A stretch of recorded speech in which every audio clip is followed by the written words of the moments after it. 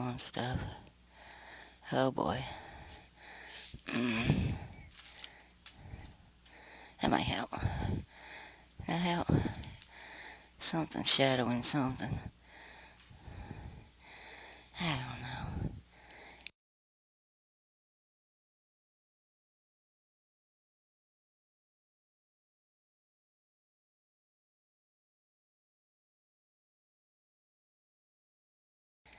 Just getting people invited and doing a couple shares.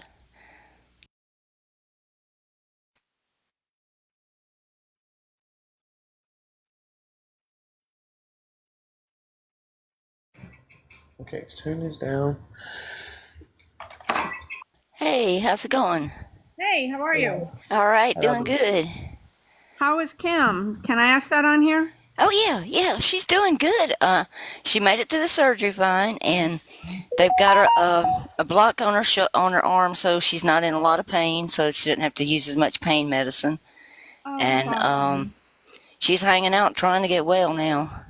Is she still in the hospital or was she able to come home today? No, she's still in the hospital. Is she? Okay. Yeah, I'm glad it went well. I'm sure it comforts her that you're a nurse, you know?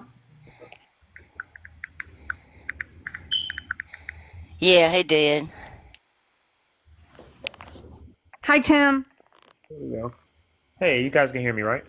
We can hear you. Okay. What's the latest and give us an update? Well, I checked my area and I'm good from flooding. It looks like I'm close to the area, but I'm good, you know. So as long as it doesn't get out of hand, I should be fine. And Uh, I'm worried and praying for you, brother. Hey, yeah, I Tammy. know. Thank you.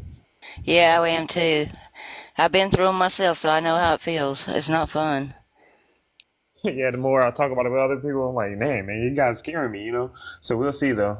I've been living here my whole life, so, you know, and we always get hurricane scares. Never really get hit, like ever. So, um, yeah, we'll see how it goes. Yeah, I'm You're hoping you good. have a smooth sailing. I'm glad you're more little more. Aren't you a little more inland at your mom's? Well, I didn't go there because my area was good with the on the flood map. Oh, So if I didn't have okay. to worry about flooding and I'm in a cement building, you know, I was like, man, I think it'd be better to just stay here then. I don't know if Nathan's going to make it tonight because Pauline came in. He probably won't.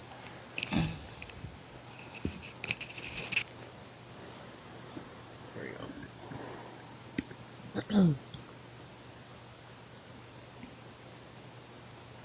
Hopefully Marie comes back on today. She was good.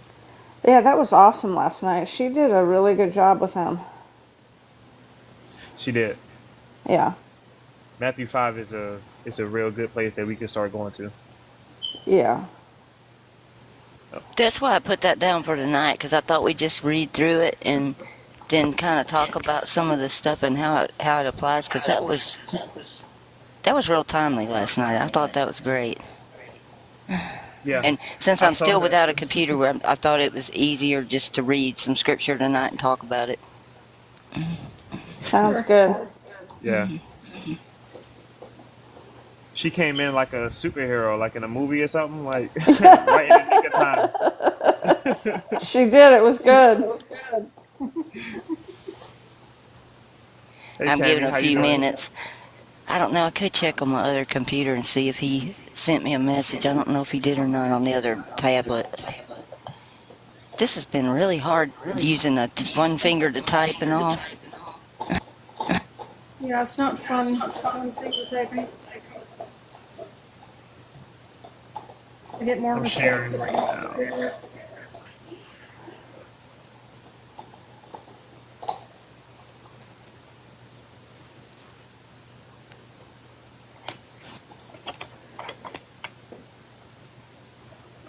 I just sent her an invite.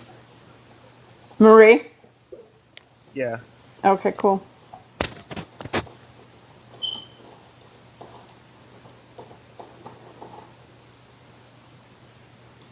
Thanks. I asked her if she could come tonight and be with us on this because she has a real good understanding of that. Hmm. Yeah, she would be good up here.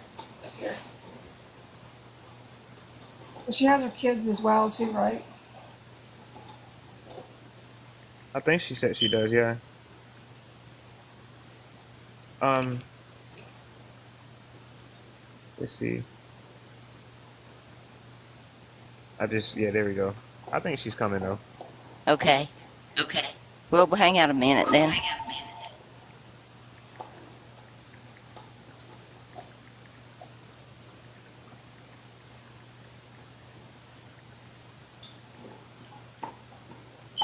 I just told her that we're waiting for her. There we go. No pressure, no pressure. Yeah. No pressure. Put your butt up here.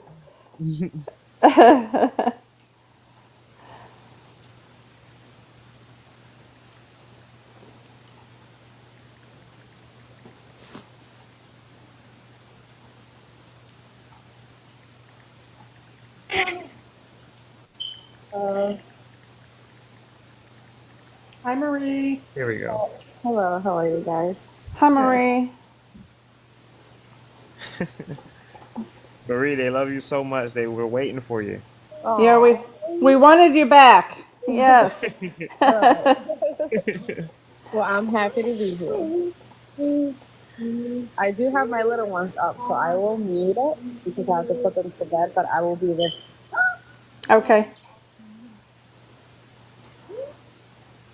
Uh-oh, why is my light not working? Seriously?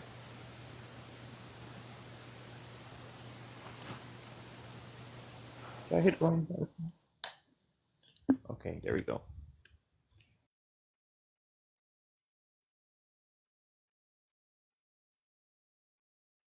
Guys, I'll be in there just a minute. Somebody got ahead to talk to you.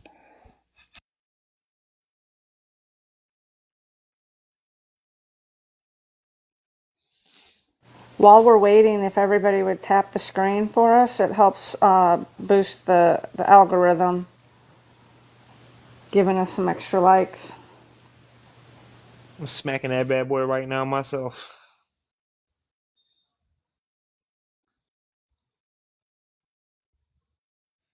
Can you guys see the tapping with this machine thing I have, or no?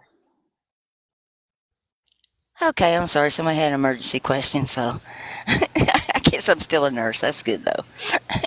Hey, Marie. Yes, you can see the hearts, yes.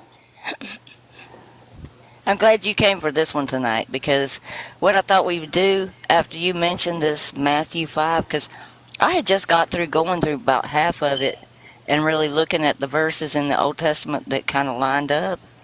And then you mentioned it last night and you did such a good job. I wanted you up here to help me.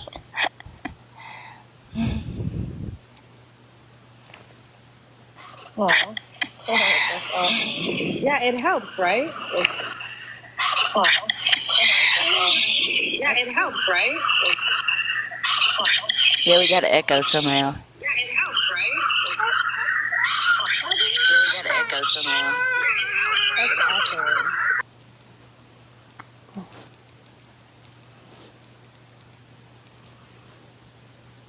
Where's that echo coming from? Do we know? That was loud in my earbuds. I think Marie's got an echo. Hey, Marie, Marie? do you have Oh, headset by chance?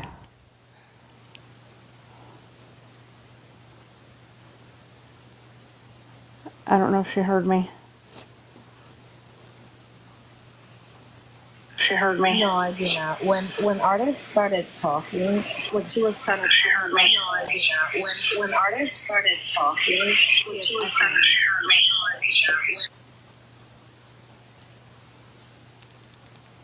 We're getting a bad echo when you unmute your mic and you start talking.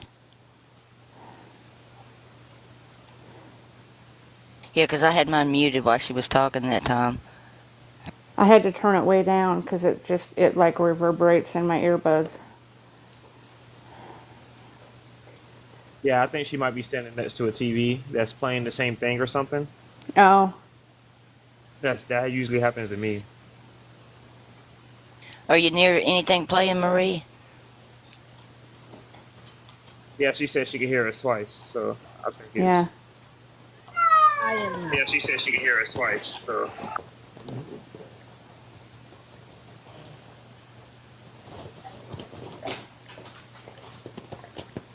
Give her a second and see if she can get this straightened out so we can. I want her to be able to speak because she did such a good job.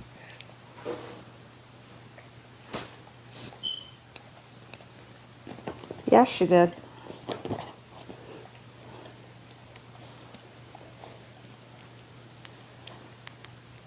just like a movie, just like a movie. They got us beating us up a little bit, man. Yeah, Timmy just asked to come up. I just hit accept. I don't know. It's not putting her in though.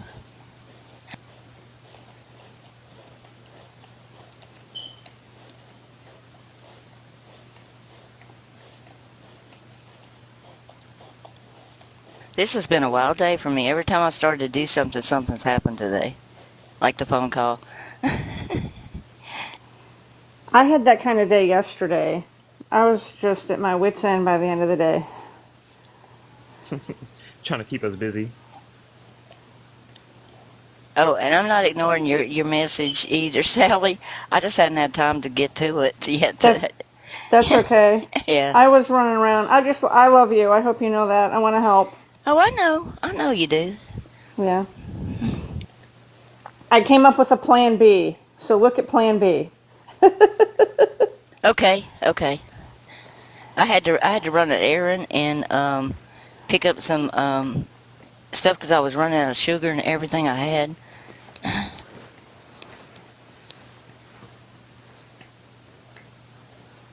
I hate getting up with my coffee with no sugar in the morning. I know. I need sugar too.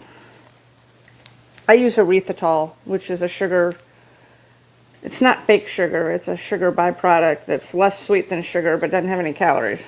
Well, that's nice. I'm using that all natural brown sugar. Yeah, that's good.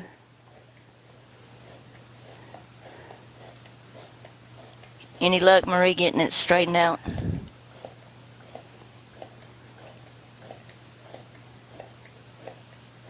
Can you hear me okay? That's better. There's not the screeching in the background. And I don't hear an echo. Yeah, I didn't have headphones either. I don't know what happened. What I'll probably do is start off. I'm just going to read this first part, and then we can talk about the difference between Yahweh on the mount and Jesus talking on the mountain. Okay, this is Matthew 5, guys, and what I did, I just put it up in front of the screen so y'all can see what I'm reading. But it says, "And seeing the multitude, he went up on the mountain, and when he was set, his disciples came unto him. And he opened his mouth, and he taught them, saying, Blessed are the poor in spirit, for theirs is the kingdom of heaven. And blessed are they that mourn, for they shall be comforted. Blessed are the meek, for they shall inherit the earth. And blessed are they which do hunger and thirst after righteousness, for they shall be filled." I'll flip it over. Hope I'll be able to see the top.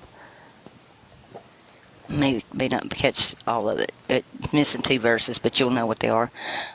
Blessed are the merciful, for they shall obtain mercy. And blessed are the pure in heart, for they shall see God. Blessed are the peacemakers, for they shall be called the children of God. And blessed are they that are persecuted for righteousness' sake, for theirs is the kingdom of heaven. And blessed are you when men revile you and persecute you, and shall say all manner of evil and falsely for my sake. Rejoice and be exceedingly glad, for great is your reward in heaven. For so persecuted they the prophets which were before you. You're the salt of the earth, but if the salt has lost its savor, wherewith shall it be salted? It is therefore good for nothing, but can be cast out and be trodden under of men. You are the light of the world. A city on a hill cannot be hid. Neither do men light a candle and put it under a bushel, but a candlestick. It giveth light unto all that are in the house. Let your light so shine before men, that they may see your good works and glorify your Father which is in heaven. And think not that I came to destroy the law or the prophets. I did not come to destroy, and in Greek it says, but to pay for you. And I'm not going to be able to show you that tonight like I normally would, because I can't access my research on the computer. But basically, they have that mistranslated as fulfill. But the word in Greek used there was to pay for you. And let's see.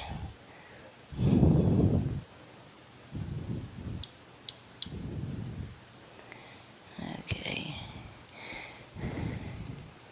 For verily I say unto you, until heaven and earth passes away, one jot nor tittle shall no wise pass from the law, till all be fulfilled. Whosoever therefore shall break one of these least commandments, and shall teach men so, he shall be called the least in the kingdom of heaven. But whosoever shall do and teach them, the same shall be called great in the kingdom of heaven. Okay, for I say unto you, except your righteousness shall exceed the scribes and the Pharisees, ye shall in no case enter into the kingdom of heaven. Now I'm going to tell y'all, that section has bad problems in the Greek. I can't access all that tonight to show it to you, but I do know that the little vowel points that they call the jot and the tittles were not even in the scriptures until like the 1400s. So there's some major problems in that section. One thing I wanted to mention too about this is also verse 20. There's some words added that were not even in the manuscript. And 19 is real messed up. It's completely flipped backwards on what it really says. It's kind of like the sword thing. And I thought there would be problems in that, because when we read the next section, you can really tell what he's doing, and it doesn't match that section at all.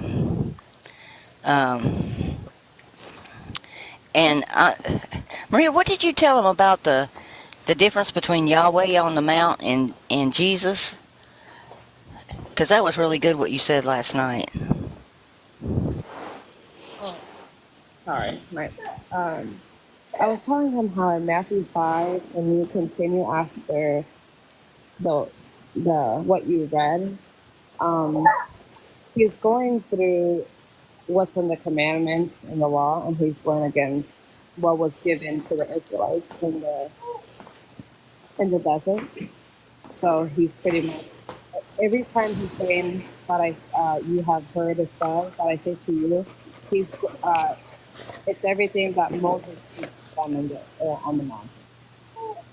But it's like the opposite. I can't remember how I worded something, but I was pretty much referring how it's a area of Jesus on the mountain, and then Moses on the mountain giving them the commandments, and then Jesus is over here like just giving you the true way. Yeah, also, what you mentioned about nobody could draw near to Yahweh for Right. fear of being unalived, but it's like when Jesus was up there, the crowds could be near him. Right, exactly. Like when, and also I had mentioned to him how when they were at the desert, they were complaining about being hungry, and Yahweh sends fiery serpents to attack them, which killed many of them. And then Jesus, when the disciples told him to send the crowd away, Jesus actually said no, sit them down, and he fed them. So Yahweh starved the Israelites, and he killed them for complaining. And then Jesus actually told the disciples to not send the crowd away, and he told them to sit down, and he fed them. So the good father will feed you, but Yahweh did the opposite. He killed them for complaining. Hey, Marie, just try to use the word unalive instead of. I don't You're know. okay, but no, I just wanted to let you finish your point too. But thank you. Yeah, but that was it. Yeah. Okay, and I'm going to start here at 21, and I'll tell y'all, I'll go back about to 17 through 20 when I get my computer turned on, and I'll go through the Greek on those verses, because I've analyzed each one of them, and there's a lot of stuff that was messed up in there. So it would probably be good for everybody to see that once we've looked at these other verses, because you can tell what they're trying to do. But 21 says, "Ye have heard it said, um, you have heard that it is said by them of old time, Thou shalt not kill, and whoever shall kill shall be in danger of judgment. But I say unto you that whosoever is angry with his brother without a cause shall be in danger of the judgment. Whosoever shall say to his brother, Raka, shall be in danger of the council. But whoever shall say, Thy fool, shall be in danger of hell fire. Therefore, if thou bring thy gift to the altar, and there rememberest that thy brother has aught against thee, leave there thy gift before the altar, and go, let's see, gift before the altar, and go thy way. First be reconciled to thy brother, and then come and offer thy gift. Agree with thine adversary quickly, while thou art in the way of him, lest at any time,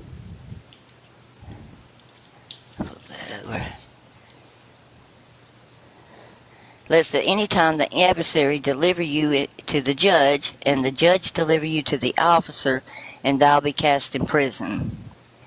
Okay, so what he's saying there, this has to do with earthly stuff. Hang on, I'm sorry, guys.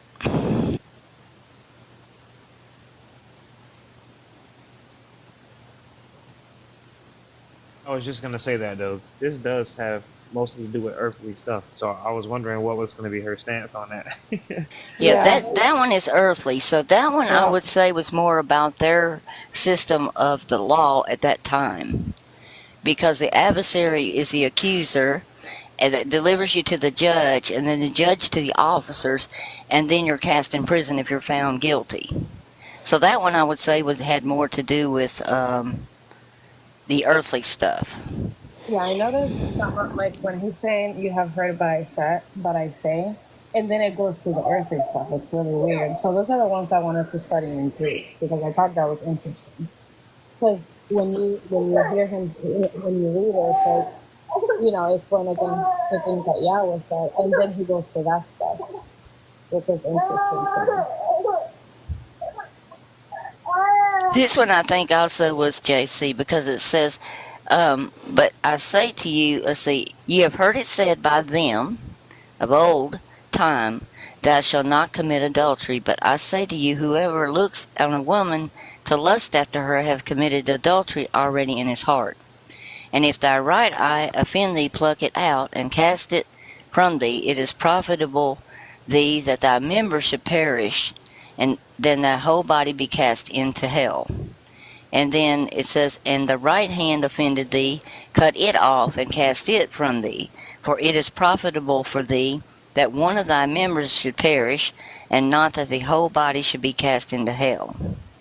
And that's another one I think is dealing more with earthly stuff, because he's talking about cutting off body parts and stuff rather than going into hell. So, So what did I ask?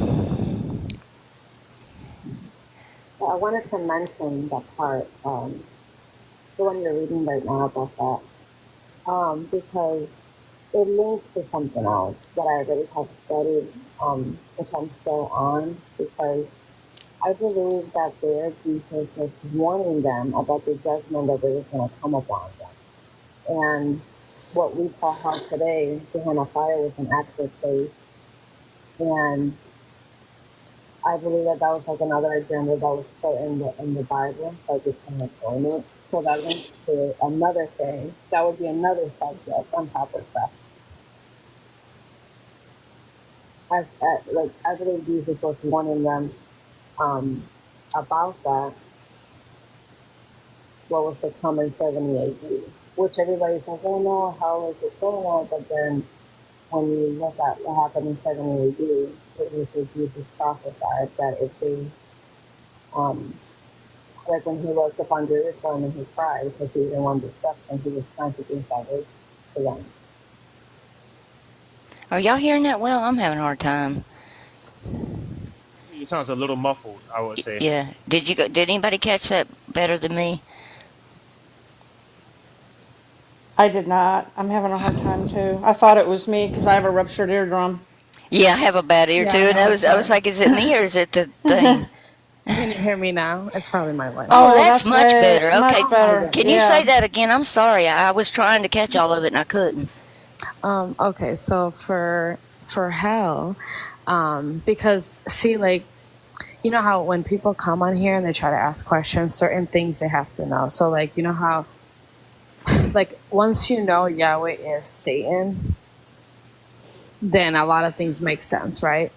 And when it comes to hell, that's another thing. That's like another thing we will have to talk about, because I believe that what Jesus was doing there, he was warning them not about a spiritual hell and eternal fire thing. It was more about what was going to happen in 70 AD, which was the destruction of Jerusalem. So, you know, like when Jesus said, don't sin no more, something worse will happen to you. I don't believe that he was saying, hey, don't sin no more, or the Father is going to send you wrath, but he was warning them about sin because of what Yahweh does. I still see that as earthly though, because when he said you're from below and I'm from above, that word for below in Greek was katokosmos, and it really means the underworld or hell. So he was actually saying we are already in hell. Right, yeah, I don't believe in hell like that. But I agree with you on that. I just think that Jesus, even, you know, like coming from above, he was still like warning about things that would come upon them. And though it's earthly, I would think Jesus doesn't want people destroyed. That's in a sense that I was thinking about it. Yeah, because this flips in a few minutes to other things. That's why I'm mentioning all this first.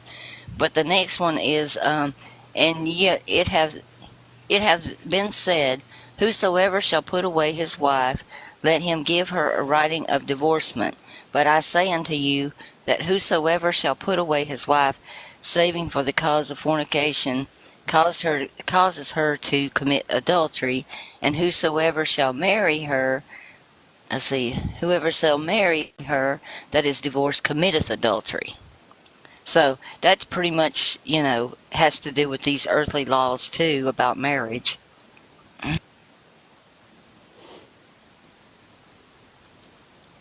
What do you think that Jesus would, um, like he said, love Abba Father, right, and love your neighbor. That's just what he says us to do. Wouldn't that be a part of that? Like not with the law, but like logically, like like doing these things as humans here, like doing what is wrong. Wouldn't that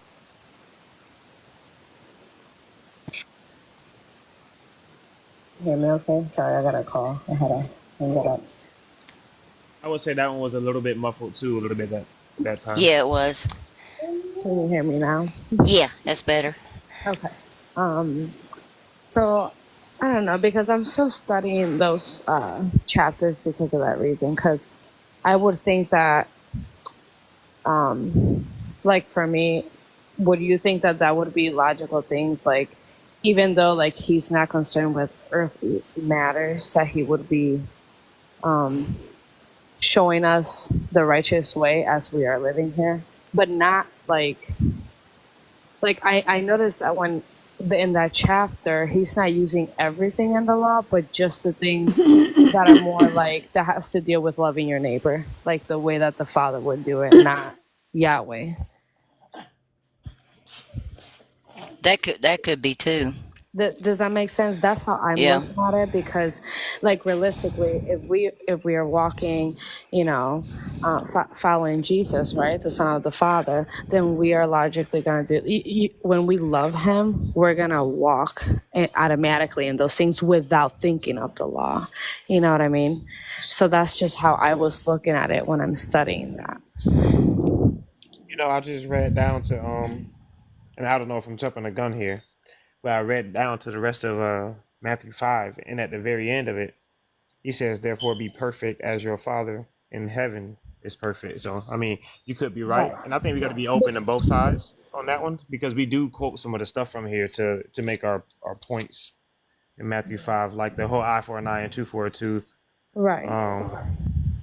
You know what I'm saying? Just don't swear falsely, but don't swear at all. Actually, you know what I'm saying?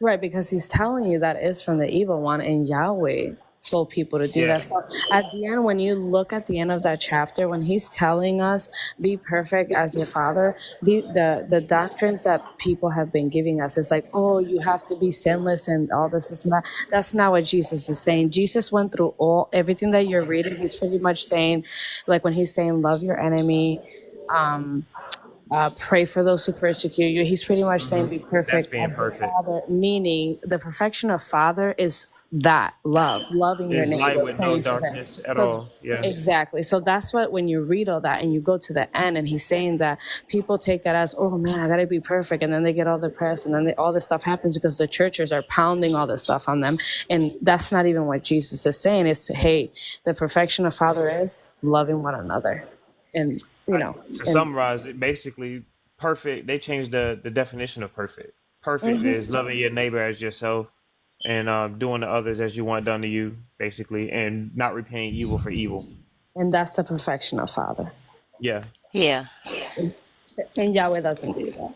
When we get to 33, this kind of changes the gear a little bit because he says, "Again, ye have heard it said by them of old time that thou shalt not forsworn thyself, thou shalt perform unto the Lord thy oaths.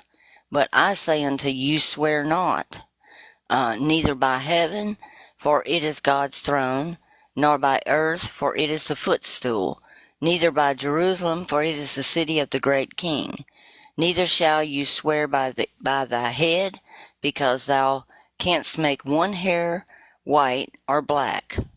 And we know when we get to the Old Testament, it's like we have some oaths like Genesis 24:37 was an oath not for one of them not to marry a Canaanite woman. There was a bunch of oaths taken about that kind of stuff about the marriages. And then we know in 24 2 through 9, Abraham has a servant, and he has him swear by the oath of Yahweh Elohim not to arrange a marriage to a Canaanite woman again. Then we have Exodus 24 2 through 8 shows that Israel swears an oath to Yahweh, and that's has to do with the commandments too. Then in Deuteronomy 6:13, thou shalt fear Yahweh your Elohim and shall serve him and shall swear an oath by his name. So there's another one. And then we have that awful oath that Japhet takes in Judges 11, where he says the first thing that comes through his door, whatever it may be, that he will do a burnt offering to Yahweh of it, and the first thing that comes through is his own daughter. And he follows through. He said, if you'll hand over the Amorites to me, then I'll fulfill my oath to you. And he does. He goes ahead and unalives his own child as a burnt offering. So we can see why he was saying this, don't swear any oaths, And the one in verse 37 where it says, but let your communication be yea or nay, for whatsoever is more than these cometh from the evil. When I looked that word up in Greek, it's the evil one. So that would be, if Yahweh's the one having them swear oaths, that would be Yahweh. My version says the wicked one too. Yeah.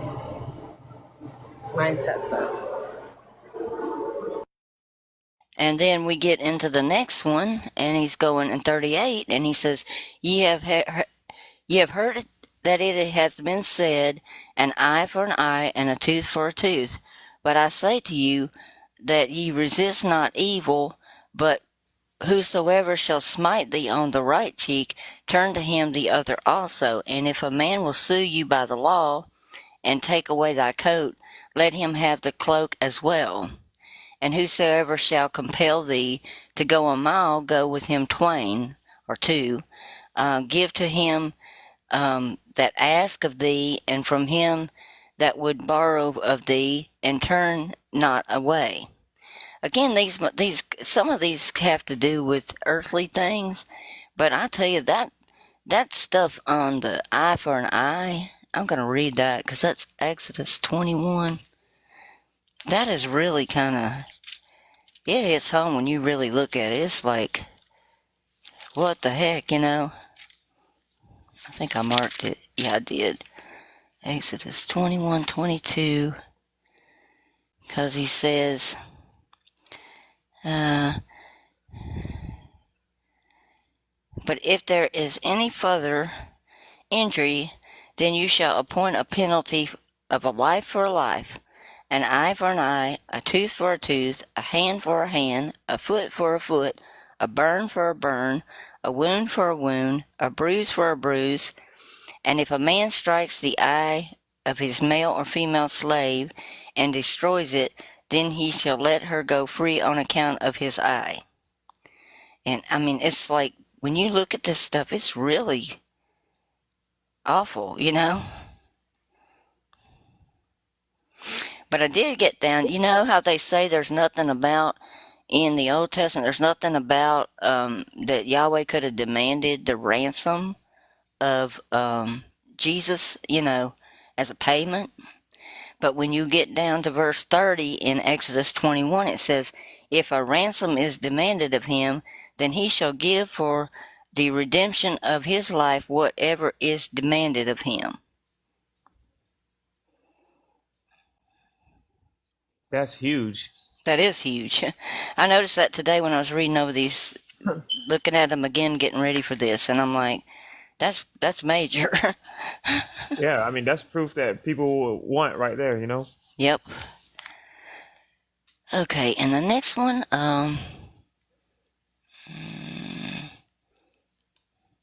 there was stuff. The law stuff is more about. I know this is a crazy way to do this, but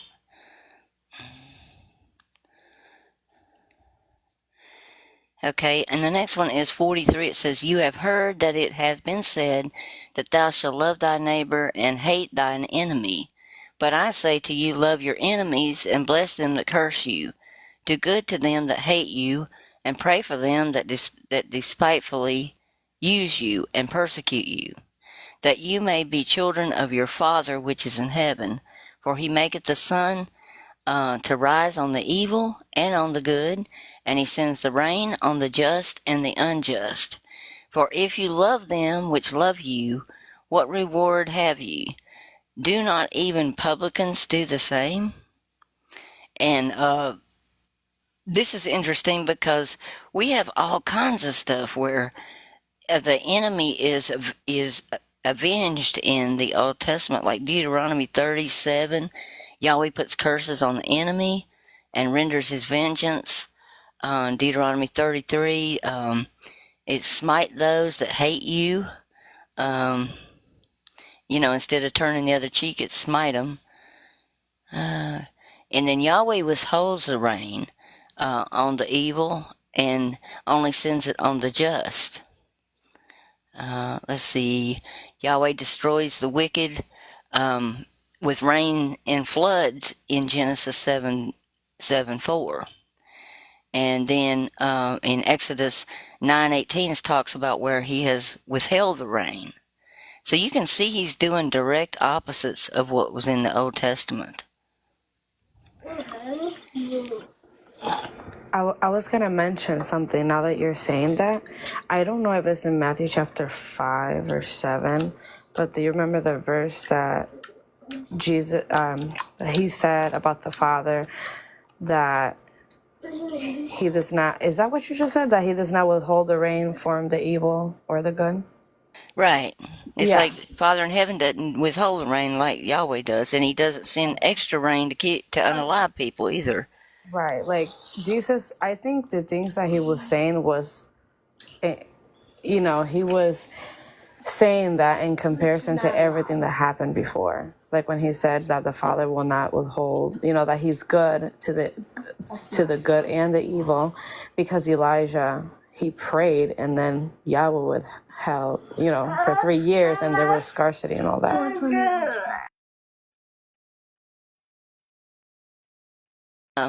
The last couple of verses, like where it says, "And if you salute your brethren only, what do you do more? Do others do? Do not even the publicans so? Be therefore perfect, even as your Father which is in heaven is perfect." And the publicans, I looked that up because most of the texts call it tax collectors, and it's kind of deceitful because that tells on them also that they are the Romans. Because Zacharias was a publican, and he was Jewish. And it's like they were the ones that supplied the military legions and controlled the military. They were tax collectors. They had to do with buildings too, like contracts for buildings and stuff. And let's see, I'm trying to remember who it was. One of the historians said that they felt like that that Zacharias was as being a Matthew or Matthias. They think Zacharias was him, that was Matthew. I can't remember where I read that, but I thought that was interesting too. But I just wanted to bring these up tonight because I thought that this was a really good chapter to kind of look through and analyze, and I thought we'd discuss it some more if y'all want to. If anybody has any other thoughts or questions or...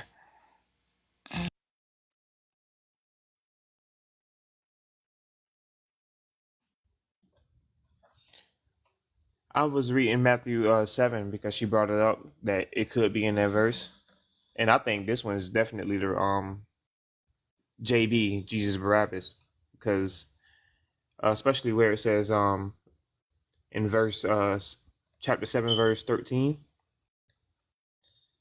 Well, shoot, starting at 12 really. Therefore, whatever you wish men to do to you. Hold on, sorry. Therefore, whatever you wish men to do to you, do also to them. For this is the Torah and the prophets. Enter in through the narrow gate, because the gate is wide and the way is broad that leads to destruction. And there are many who enter in through it, because the gate is narrow and the way is hard pressed, which leads to life. And that's what my version says, life. I don't know if everybody else's version say life. And I think that's the Father right there, life. And there are few who find it. Yeah. And Yahweh means destruction in Hebrew because Hava is ruin or destroy. And when you put a yod in front, a prefix in front of a name or a word in Hebrew, it's a prefix for he will. So it literally would mean he will destroy, or destruction as a noun. And all of the Hebrew is root words. Any of the rabbis teaching Hebrew, like on Tanakh Talk and stuff, you can take the free Hebrew lessons. They talk about how it's such a root word language, and your name is your character. So, and they have a different word for it, but it doesn't match. When you put it in a translator, you won't get that. And I went to Abram Publishing, and they were literally honest about Yahweh's name, that it meant he will destroy as a verb or destruction as a noun. Yeah, when people be saying when we are like trying to convert people and they're like, oh, the name doesn't matter or something like that. There it is. Like you just said it. Back then, your name was what your character was, basically. Right. Hey, Vic, how's it going? I didn't see you slip in there.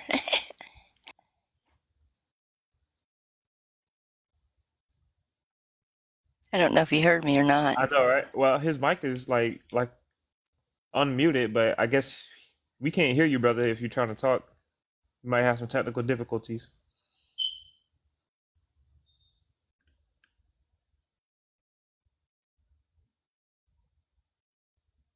Okay. But if anybody would like to come up or got any questions about what we're talking about, also, just to mention quickly, it's like I've talked about this before, but the parable word, it's like it means compare. And everything that he was saying, he wanted us to compare with what they had heard before. It's like, what father would give you a serpent when you asked for a fish? So that was Yahweh in the Old Testament, in the wilderness. That's exactly what he did. Then you have what father would give you a stone when you asked for bread? Well, the manna was like coriander seed, and if you ever seen that, it looks like resin, and it literally says in Numbers that it had to be ground with a pestle and mortar thing, like in a thing they had to grind it. It was like rocks. He said a thorn bush can't produce good fruit. It's like Moses met Yahweh at the thorn bush, and it was burning and on fire. And you won't see that in English. You have to look at the Hebrew to find that. Yeah, Do you want to say something? well, you know what they're trying to. I mean, when you think about what he's asking us to compare, he's asking us to compare their natures, and I'm realizing that when we are talking to people, one of the things they're trying to hold us to is already knowing which one is which each time, and they're hanging our hat on that. You know what I'm saying? Exactly.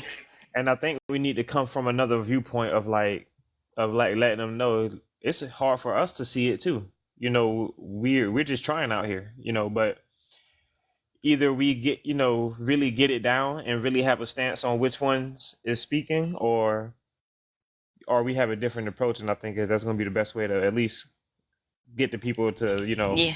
not Some think we're in some crazy. places it's real clear, like where he said, "I have a fire and I wish that it were already lit." That's real clear. That's a because when he was James and John wanted to call down fire from heaven, he said they didn't know what spirit they were of, and he rebuked them, and then went and chose new disciples. And they went on their own way, it said in Luke 9. And then when you keep reading in Luke 10, and then immediately it says that he chose new disciples. So some places it's real easy to see which one is which. And then other places it's hard. Yeah, like a person that's acting like, because when you're a narcissist or you're a actual bad guy, you have to appear like a good guy in public, so you're emulating other people that you consider are good, are good people. And I think that's what he does. He just, he'll emulate a good person at sometimes, and that it'll start making it harder for us to see, but then at other times his character just starts showing out, and that's why we can Right, tell some right. people. Like one of them called the temple his father's house in the city, and then the other one says that his body is the temple. So you've got two different differences there too. Yep.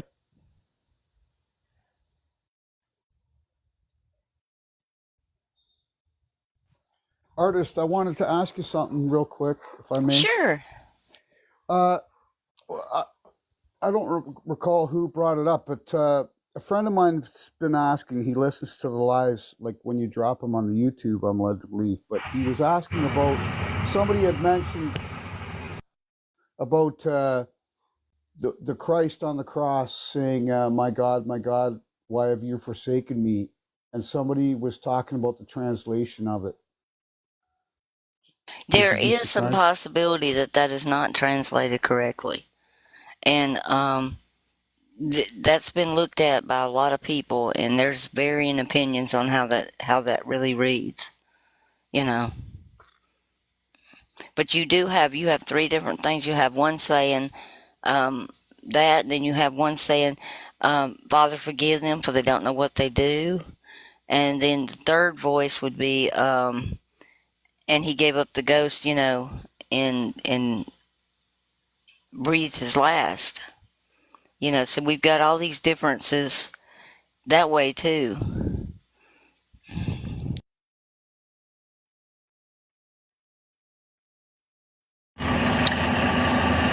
Artist, I had a question. Okay.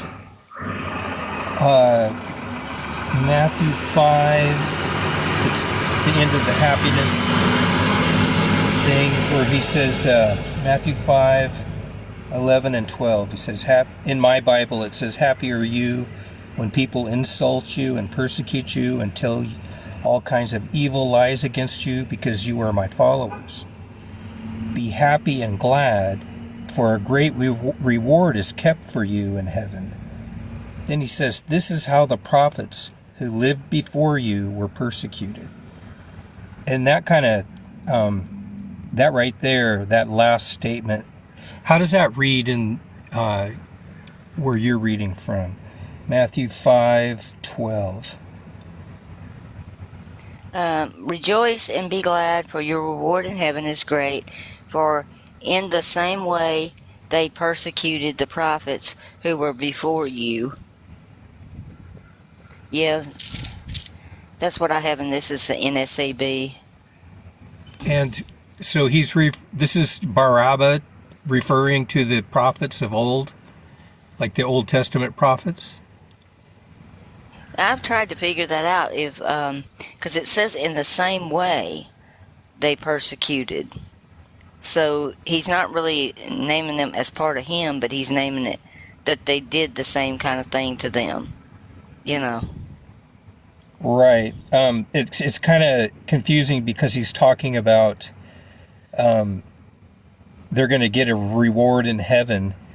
There's a great reward in heaven if they allow people to insult them and persecute them and say all kinds of evil things because we're following Barabbas, which is true. But then that next thing where he throws in about the prophets, I was thinking about what he says, where everybody that came before me are liars and whatnot. And I always included the prophets in that mix. Yeah, because Yahweh says he sends out lying prophets, and he'll put a lie in the mouth of the prophets. So it'd be hard to believe them, you know.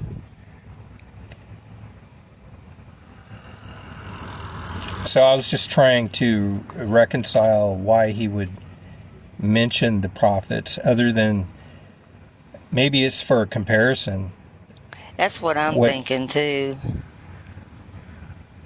So it's not like, I mean, if you read it, you could easily go to, oh, well, then that means all the prophets were good, and he supports what they said, and you can reason it out that way. But thinking about his other words, what he said, that everyone that came before him is a liar and whatnot, that he doesn't have a very high view of the prophets and everything that happened in the Old Testament. Interesting. Yes, I agree. So I was just wondering what the thoughts were on that. Maybe the panel's got something else to add to that, or maybe to shine a little bit more light on it, clarify it. I had read something in the Old Testament, but I can't remember. I can't remember which chapter, like where it was. I'm gonna have to find it, but Sharon talking about that reminded me of that. And it was something about how prophets were sent to the Israelites, but they would kill them, kind of like to turn away from like Yahweh, not being the one.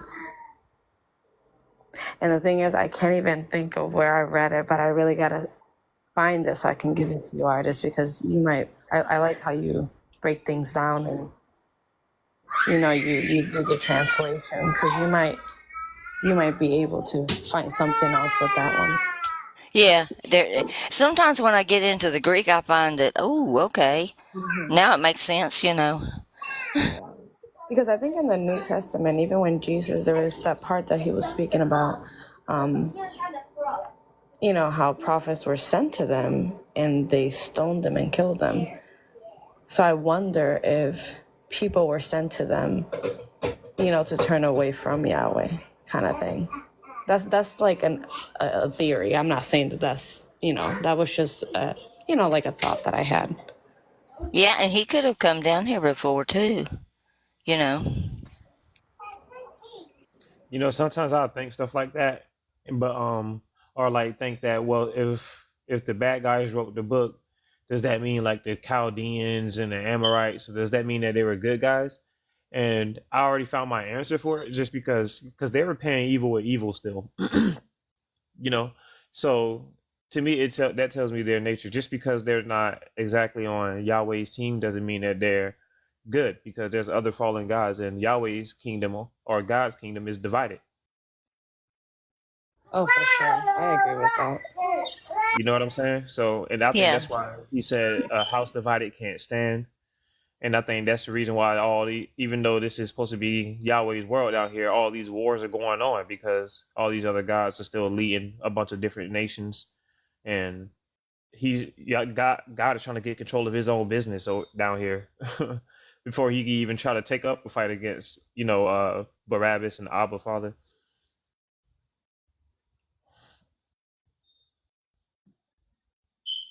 It makes sense to me, a little more sense now that you mentioned that, because of all the intrigue that was going on, and Yahweh was losing his followers to other fallen gods, and he was trying to get them back, and he would call false prophets the ones that were coming in to try to steal away his worshipers so that their God could be worshipped. Yeah. And that's all that that's all they knew back then. So he was referring to that. That is how the prophets who lived before you were persecuted, he says there. So they were persecuted, they were killed, but that doesn't mean that Bar-Abba was saying, I support what they did, Yeah. or that I was trying to intercede to direct them to Father, because that's not what was happening back then. I have a hard time finding Abba Father in the Old Testament. I thought I could see him before, but then I learned that that's just Elohim, and that's not Father. Yeah, just another Yeah, I thing. have a hard time too finding them in there. Yeah, I agree with everything you just said. And sorry, I had a whole point that I wanted to bring up while you were speaking, and right now I'm getting like these little emergency Jeez, alerts. Tim, Hold on, what's I'm sorry. that? Yeah. Yeah, tell us. Okay, sorry. What's going on, Tim? Was that a No, hurricane alert? yeah, but it was just telling about the evacuation zones, but I'm not in those, so I think I'm good.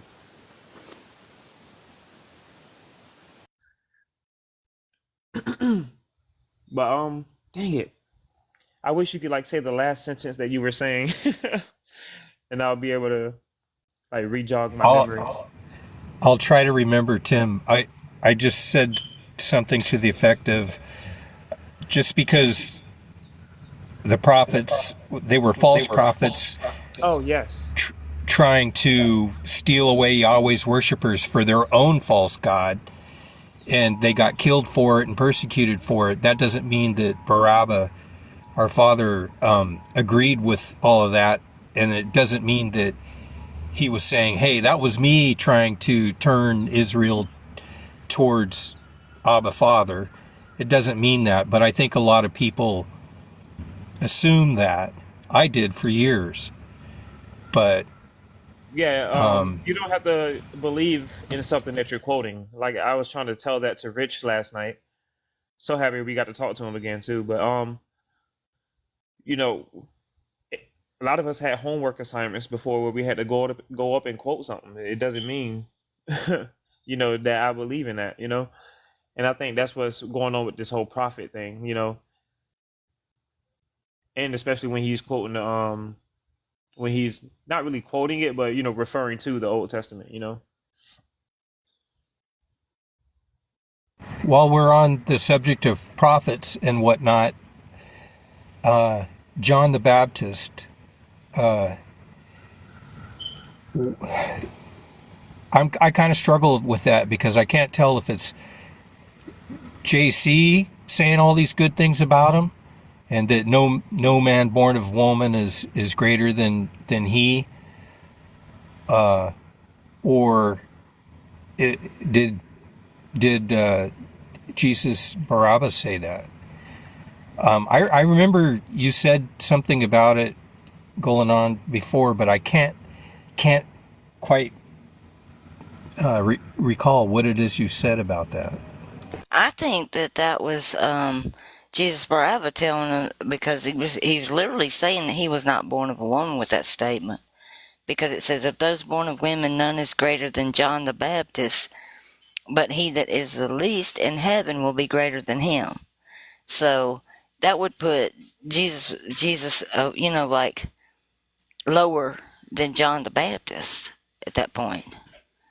If he was What if born, it's if he was born of a what if woman. it's Barabbas saying it, but John the Baptist is still JC's cousin, because we already know that JC was born of Mary and John was the cousin, because John was in the womb the same time the Christ was.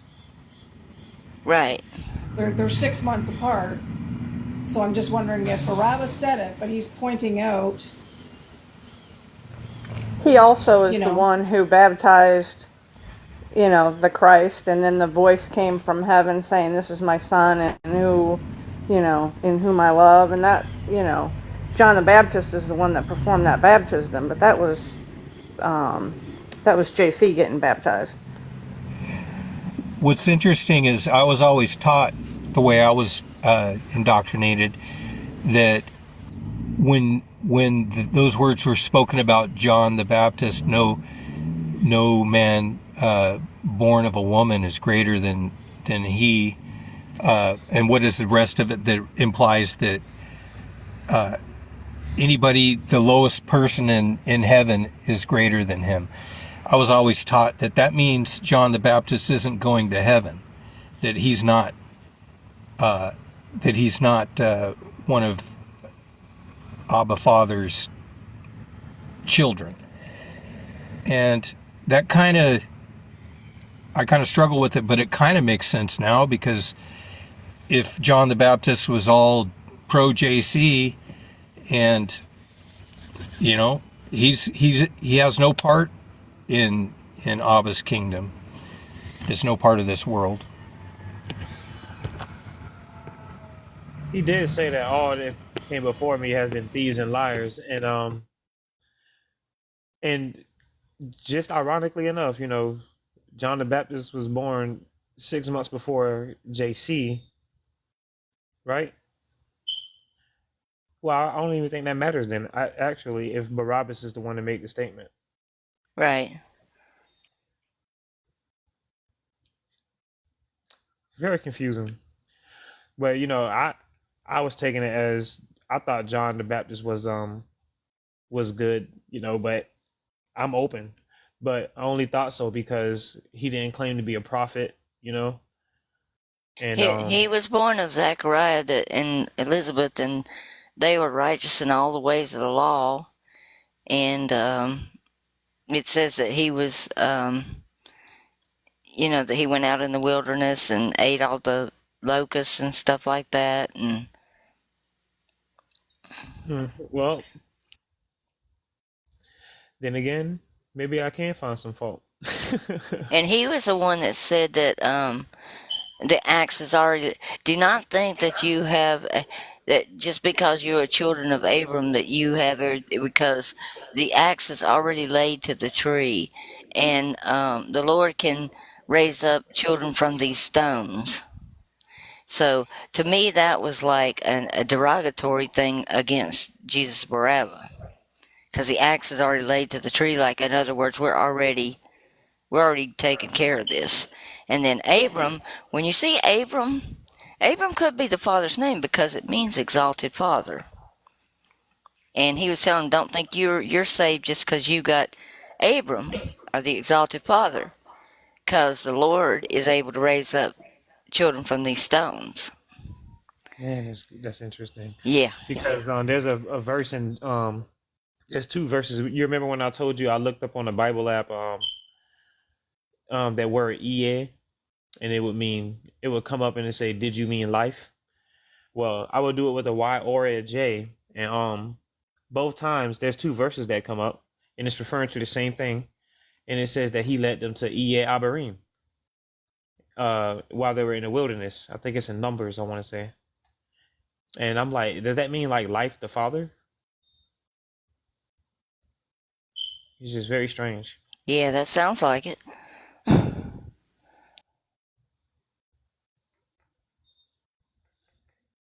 Man, I mean, there's a lot of nuggets in here. It's like we'll never uncover all of this. It's a lifelong process.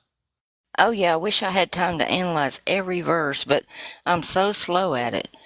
Mainly because I don't want to make a mistake. I want to make sure what I see is not to any agenda, but it's just what is there, and I have to really look at it, and go, okay, am I being honest with this? Does this word work? Is it exactly like it was said, And I think that's one thing that has not happened when they've done these translations. It's always like, okay, I'm going to make it fit this agenda or that agenda, instead of actually just letting the words speak for what they really mean. You know what I mean? Yeah. And it's hard to do because we've been so indoctrinated. You have to get outside of what you've learned and just say, okay, now what is this saying to me? It's hard. Yeah. You got to try to look at it like I like to call it the naked truth, Right, like You those just put no jots and, clothes on it. and tittles, I was like, there weren't any back then. What are they talking about, Dang, see? That's not something I would catch.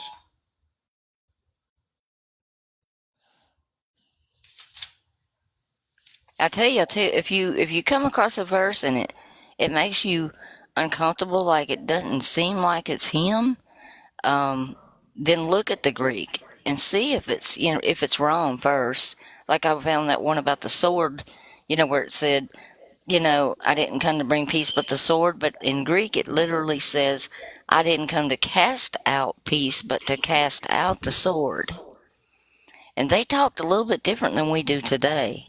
But you can really see that one in the interlinear, even if you don't know Greek. You can just see that that's what it's saying.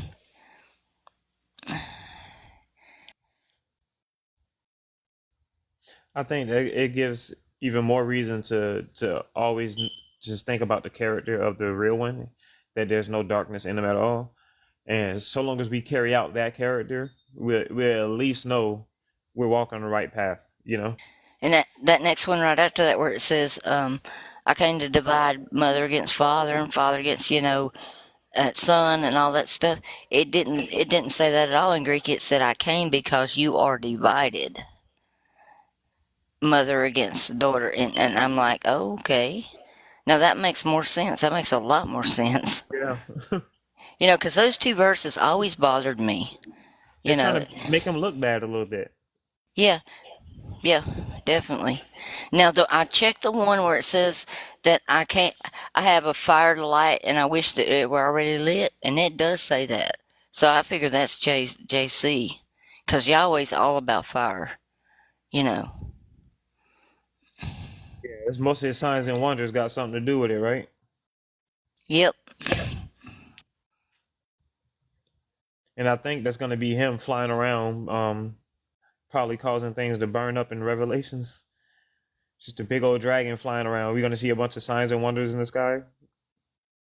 I had a Probably gonna be dream. him. I had a dream about the end, and it was scary as all get out. I dreamed that there were big fireballs falling everywhere, and that Sam and I were trying to get to our daughter to save her, to help her get to safety, and we realized that we weren't going to be able to, and we both just sat there and started crying like crazy. And it was like, when I woke up, I was sweating, and my pulse, I bet it was 150 or 200. I mean, it was up there. That And sounds like Sodom and Gomorrah. oh, it scared the crap out of me. That dream just really upset me. Yeah, I bet.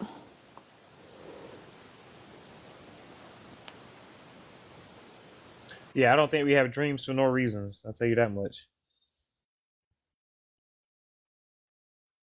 And I had a dream about that Melchizedek too. And then I found out that that means my King Jupiter, and Jupiter is actually Yahweh in the old times. And it's like, um, it came to me in at the end of the night, and that's usually if I have a dream from Father, it comes at the very end of the night, and it's usually to tell me to look at something or to read something in the Bible or check it out or something. Sometimes it'll even be a verse or something or a chapter, and I'll see the page, and then I'll remember it. I'll get up and I'll write it down, and then go look at it the next day. But this time it was a computer-like voice, and he said, "We just came to thank you for all you're doing. Um, we are what you call Melchizedek." And it creeped me out, man. It did not feel right. And then later on, then I find out about Yahweh and Melchizedek and all that, and I'm like, no wonder that didn't feel right, you know? But it sounded like a computer talking, and he used the word we, and I thought that was strange too. A computer talking. Yeah, when you can tell when it's a computer automated bot voice. That's what it sounded like. I really think that this MOB thing, Mark of the Beast. I don't know if we're allowed to say it, but I really think it's this man and machine mixing thing that they're trying to do so that the enemy, the wicked one, can be in all organisms the way life is in all organisms. You see what I'm saying? And it's what makes us unpredictable.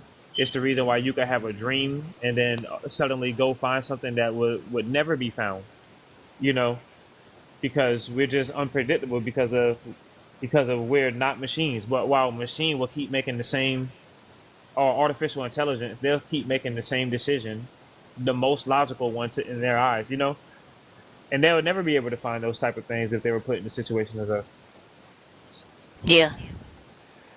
And when I It's started studying the language, I had a dream that I thought was from Father, and it was at the end of the night like that, and right before I got up, and um, he showed me a bowl. It looked like alphabet soup, but all the alphabets were different languages, like different letters for different languages, and they were all mixed up. And he said, "What do you see in there?" And I said, it's all mixed up. I can't tell." And he said, "That's right." He said, "Fix it." And I was like, holy cow. I was like, what do I do with this? And I'm 60 years old, and it's like, I'm too old to be learning another language. I'd already studied 3, and I was like, I don't know if I could take on another language right now. But immediately after that, I said, I have to try, because I think that was from Father. So I started studying Hebrew, and I spent a couple years on the Hebrew, and then I took off into the Greek. And I guess I've been in the Greek almost 2 years now. But it was like, it blew my mind, because I was like, I can't fix that. I don't know what to do with it. It's like, it was crazy. You're like, hey, I told you to do something. Now do it.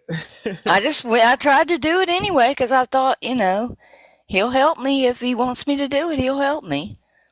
And so I did it.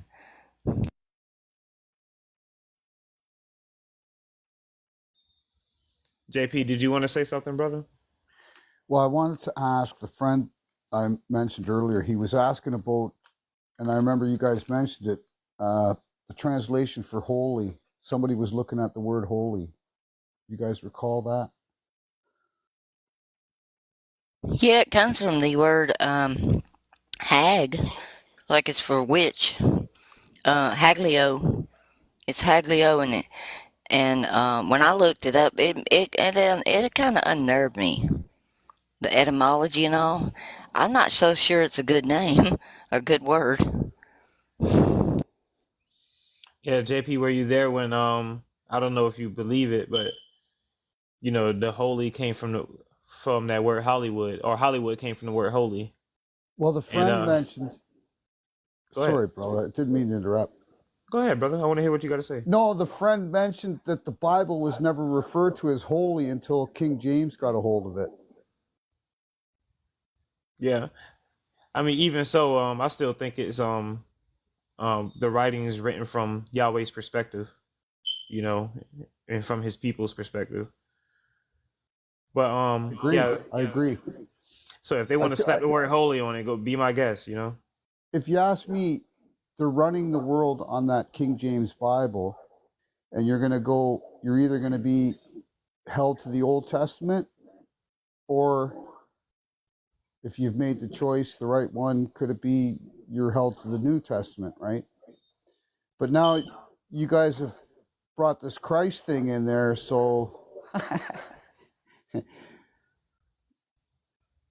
Artist was mentioning how Paul had the mark, so he didn't have to pay and all that. You know what I mean? Yeah, they went through that Revelation scenario in the first century. But there's the little season, and I'm wondering, I keep looking for a verse in Revelation that might tell me that part repeats or something, because it acts like it's repeating. You know what I mean? I heard a speech with Biden, and he said every 3 or 4 generations we have these opportunities. And I was thinking on what you had said, Artist. I'll shut up. No, it's okay. JP, Yeah. don't be quiet, brother. We want to hear you. I know, but I tend to let the mouth flap. Could it be? Yeah, somebody just mentioned that Stargate 1 was a TV series about the portal system, and the word when Jesus said he's the gate or the door, in modern Greek it means portal. Wow. Yeah. I mean, that makes sense though. The portal out of here, because there's a firmament, can't get through it. Maybe you gotta take a portal.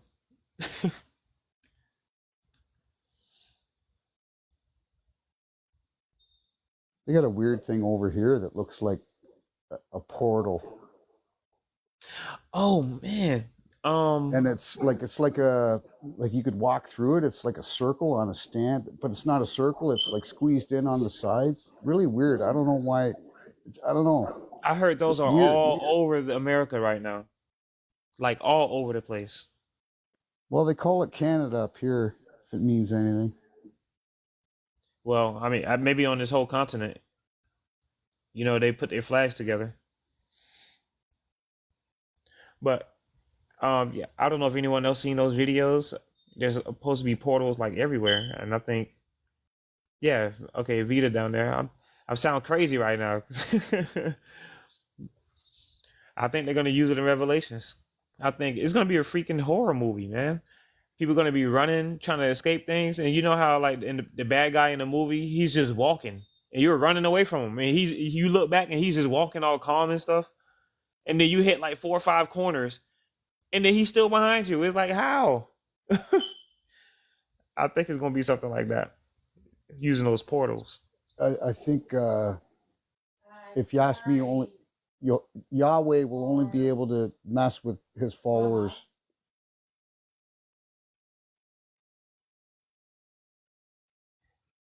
Yeah, I hope you're right with that. Like, leave me alone, man. No, I be feeling like that even with the hurricane and the weather and stuff. You know how it Sorry, go talks ahead, about brother. the seal? No, the seal in Revelation and the locust. They can't touch those with the seal. Yes, we need to do a Revelation study, man. Oh my goodness, especially when you get your computer back. Oh yeah, that would be fun. We'll be over here for like 7 hours. Like, oh man. Oh yeah, we would. I've analyzed a lot of it, but it's something else.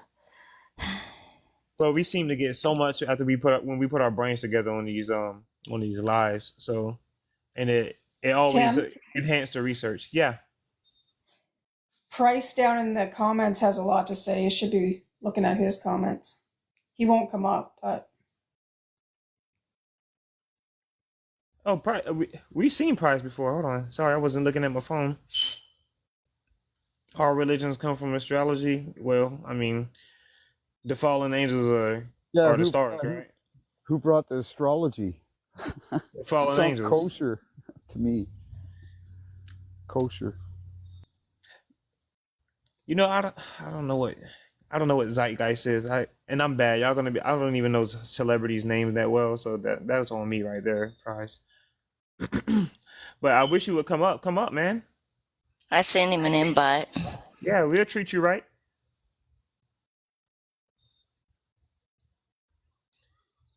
Don't make a old man scroll through the comments.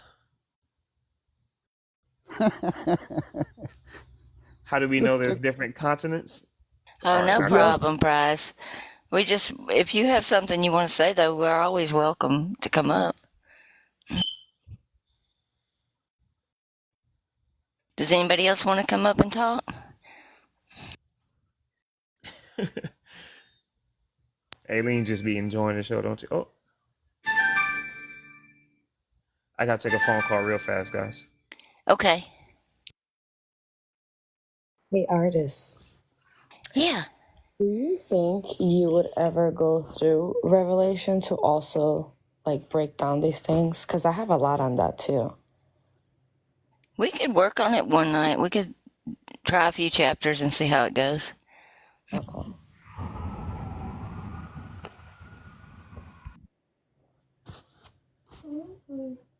I'd rather have my computer up when we do so we can look up words and stuff easier. You know. Yeah, that makes sense. It'll be better like that. I was going to ask something because it reminded me of something that Shannon said earlier because I wanted to ask him too. Because it made sense what he was saying earlier about how some of he wouldn't think the words of the Father, like it's hard to find them in the Old Testament. One thing that I did notice when I would read is, what would you consider this? Like me, I was thinking it was, kind of like the voice of the good Father because it was contradicting Yahweh. And I wanted to bring it up to you and Shannon. It was in Ezekiel 18. It shows how God wouldn't, if the father sins, it's not going to come upon the child. And if the child sins, the consequences are not going to come upon the father because each own will carry its own load. And then yet Yahweh, which that scripture right there in Ezekiel contradicts what Yahweh does. That when they sin, he would punish them. He would kill, he would unalive them. And, and then when David committed adultery, instead of him, punishing him, he would go, and he punished the child and unalived him. Does that make sense what I'm trying to say? I'm sorry, I'm really bad at explaining stuff. Yeah.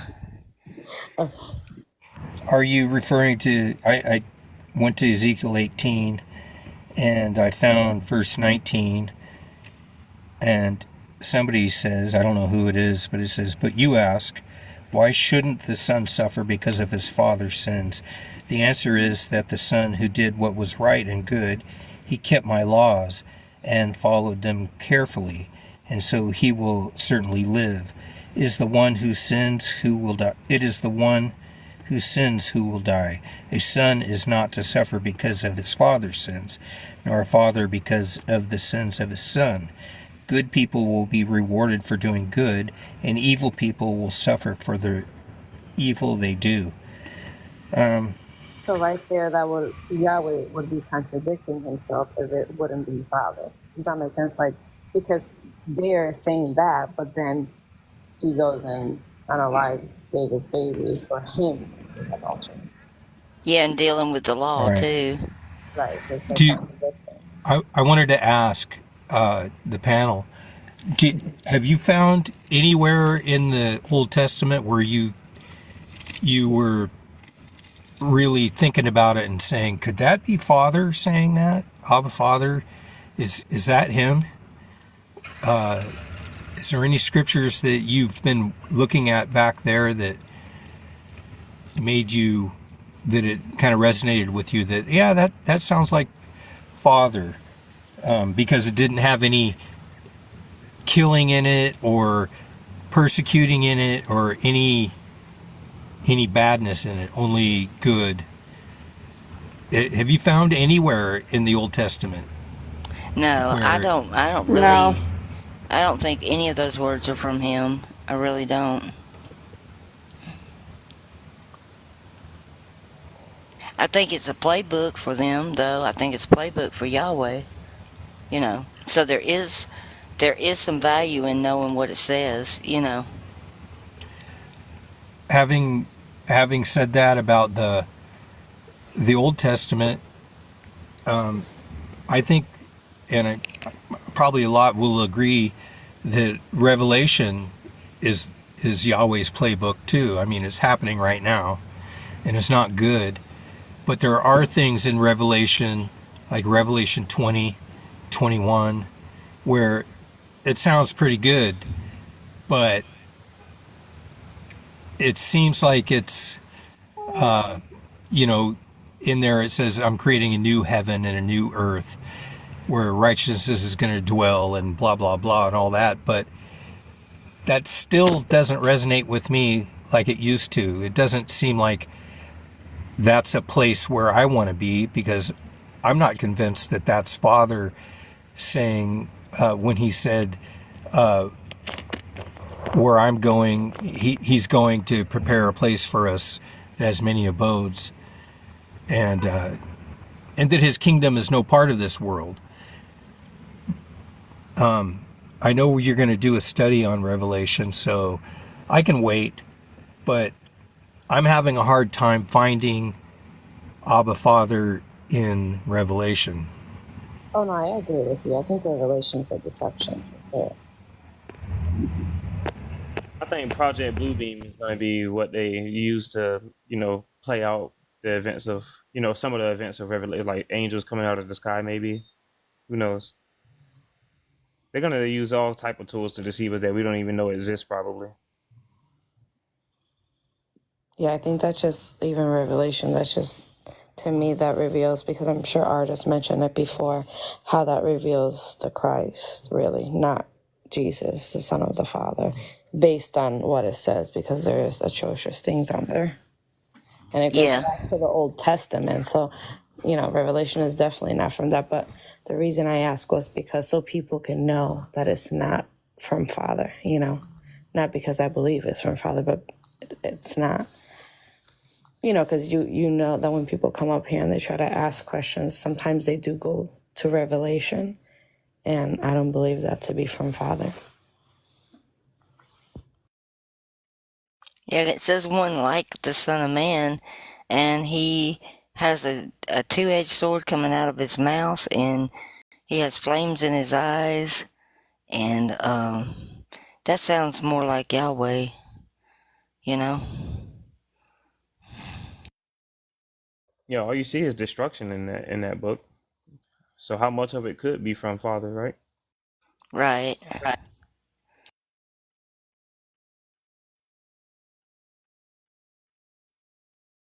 And it's like Yahweh's MO. It's like, 6 days he created the earth, and there's 6 things of each one at the bowls and the trumpets and all that. There's 6 of them. And then on the 7th one, then it's like there's silence or peace, or, it's like every time it's always in 6s. And Yahweh's number in gematria, I looked it up, and there was a long article by a rabbi, and he said that Yahweh's number was pi in Greek, and it means 666. Also, I was thinking that the new heavens and the new earth talked about in Revelation could very well be this one world government that is being pushed. and that's not anything I want to be part of. No, me neither.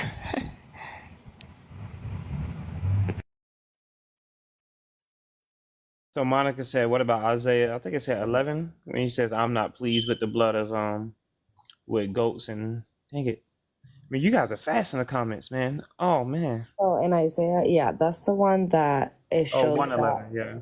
Sorry. yeah, he doesn't desire sacrifice. So that's why I think there's certain things in the Old Testament. The one she mentioned reminded me that there was a lot of verses in the Old Testament that was pretty much telling them that he did not command sacrifices, and they were doing that, Right. it was interesting too. I remember now. That's one of the verses I would use against the Hebrew Israelites about how we're not supposed to be doing sacrifices anymore, because it contradicts "Thou shalt not unalive." You know. So I'm just like, did you mean that for everybody or not? Like, because they're usually specific with the law, like very specific.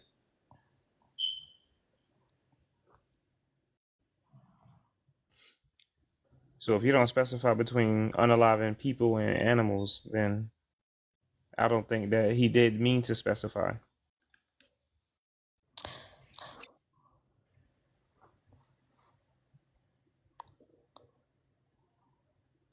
So what would you think on those scriptures? I was gonna ask Shannon, but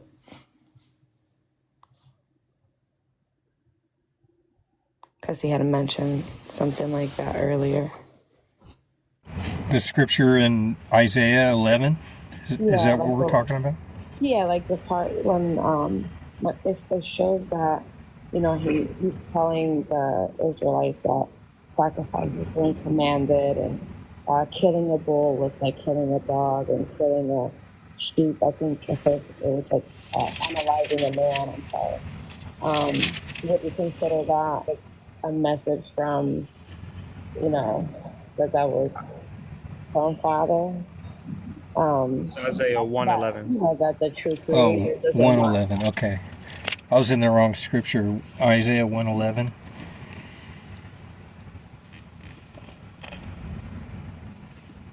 111 actually. Well, it right off it says, "Listen to what the Lord," in my Bible that I'm using today, says, "Listen to what the Lord is saying to you," and we know that the Lord is Yahweh. So I think he's just contradicting himself. He's a liar.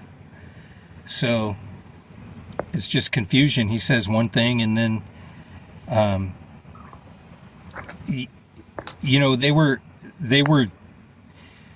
they had different idols in their temple, and they were sacrificing to Ashtoreth and to Baal in the temple, and that pissed him off. That's the way I look at it, and he didn't want that. He wanted them to worship him. So I think he was just mad with them because they were offering sacrifices not to him but to other gods. That's the way I read it. I don't. He did it to both, Yeah. so he didn't feel like he stood out anymore. That they were sacrificing to Right. both. So now Because he's he's like, I need more than that. He's a jealous God. He didn't want them to worship the other gods. He was in competition with them. It's a big competition. They're all fighting in the spiritual realm over controlling the world, and Yahweh wanted to be the main man, and however many gods made up Yahweh. But I think that's what it's saying. I don't see Abba Father in that. I'm just curious if anybody has found anything, and I'm kind of leaning towards what Artist said, that he's not in there. That he didn't reveal himself. He wasn't revealed until he came from Father in the New Testament.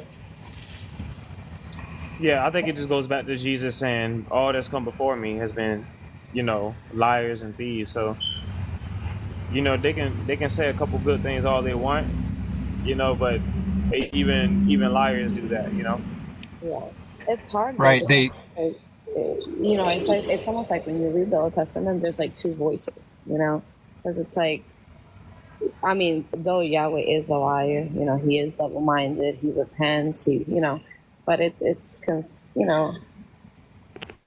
almost like what, I don't want to say like a conscience thing. Like, I feel like some things us human know that it's wrong to do. Like, we don't need somebody to probably tell us certain things that is bad. Like, our conscience tells us that certain things are bad. That's why when I would read those, it was, I'm thinking, okay, maybe, you see two voices. But I could also lean to what you guys are saying, because I could see that too, because Jesus did say that he came to reveal the Father. Because, yeah, I guess, yeah, the verse was like in Isaiah 66, 3, because he says that, oh, you've chosen your own ways and your abhorrent practices. And when I looked it up, it was abomination, like saying that sacrifices were an abomination. You said it exactly. Yeah, he already said he's in us. He's in our conscience, and that's why we always have the opportunity to do good. Before you take from someone or commit some type of evil, something was pulling at you to not do it before you did it. And even I watch a lot of like crime cases and stuff like that. And these people that commit these things, a lot of the times they wake up in like nightmares over the things that they've committed, because their conscience is still eating at them. The life in them is still bothering them, and making them feel guilty, condemning them. Yeah. So I exactly agree with what you said. That it's basically in our conscience. I think that's what he means. And I think if we all follow our conscience every time, that we will be living what Jesus Barabbas taught by default. Yeah.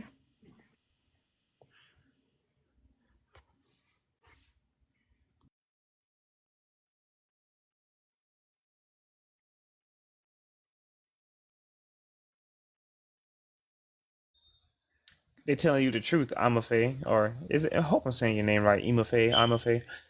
She said, wonder why they have the devil and the angel on each shoulder like in the cartoons. I feel like they really both do be pulling at you.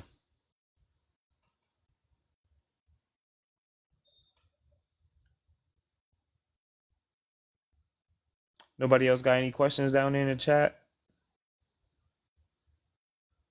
Anyone else? Vita? I had a question regarding in the Old Testament. It talks about I can't remember the exact term, but it's something like this still small voice guiding you. And I was always taught that that's God, who turns out to be Yahweh. But I also tried to reason it out. Well, no, that could be Abba Father, guiding us with this still small voice, or however that term is put in the Old Testament. But the more I think about it, and what Jesus Barabbas said, everyone that came before me is a liar, then it makes sense to me that, I didn't take it as I hear a voice in my head, but more like a guiding you, like pushing you into a certain direction. And now I'm kind of thinking about it and thinking that still small voice isn't a good thing. You mean the one that's in our mind or our heart? The one that I think it has something to do with Elijah or Elisha, one of those two. I always get them confused. I think Elisha was the second prophet, right? Yeah. He took up the mantle. But it's somewhere in those writings that talks about a still small voice. I could be wrong. I'm just kind of shooting from the hip. Yeah. Well, I mean, I do acknowledge that I think there is something in people that, like, let's say when you have an opportunity to do something, you know, and maybe get away with it, there's a voice there that's telling you, that's kind of saying, yeah, go ahead and do it. But then I think that there's another one that's telling you don't, and I think that's what Imafe or Amafe was referring to as well, with the I angel and agree the because devil on the shoulder. I agree because there's tribes that have had no outside human contact, and they don't have access to Bibles or to anybody coming in and teaching them. Yet they know that it's wrong to murder, and they know it's wrong to do to take advantage of little children sexually.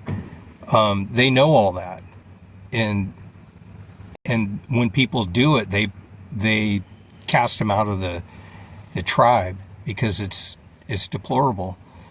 And I think that's that voice that you're talking about, Tim. What do you think? Yeah, I totally agree. I say that all the time because there's a guy that, Dan, I'm talking about you again, Dan. He comes into my job all the time, and he's like, he's like, well, why did life let let Yahweh do all this stuff in the Old Testament for years and years, and not save nobody, and just let all those people, you know? And I told him, and I think I said this on the last show we did, but I told him, like, bro, these are grown men over here. Like, these people, they wake up with intentions on their mind at this point in their lives because the world has gotten to them. Yahweh has gotten to them. But they had a conscience the whole way through, the whole way, even from their youth up, you know, when they knew not to ask a mama for an extra four cookies or whatever. And then when she say no, you go ask daddy. Yeah, you know what you're doing. You know what I'm saying? So I think, and as you get older, of course, that gets a lot more severe. But I think it's always in you, and it's always in you to tell when there's a God that's trying to lead you, but you see him doing evil to other people and never cashing in on his promises. So why would you follow him? Never cashing in on his promises. So why would you follow him? Never cashing in on his promises. So why would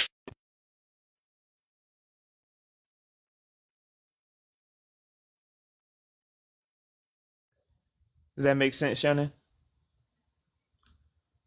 Yeah, that does. I agree with that. I don't think that we'll be able to blame the Father for for not giving us a chance or some kind of opportunity to make it just because of the time that we lived in or the location that we lived in. Because our world isn't westernized. It's just in you. And he said, just do to others as you want done to you. That's literally listening to your conscience. It's just what we call it wasn't called conscience in another language. It wasn't called conscience 500, 600 years ago. There's a different name for this thing. I'm talking about the idea of listening to that thing in your heart or in your mind that's telling you not to do these things. This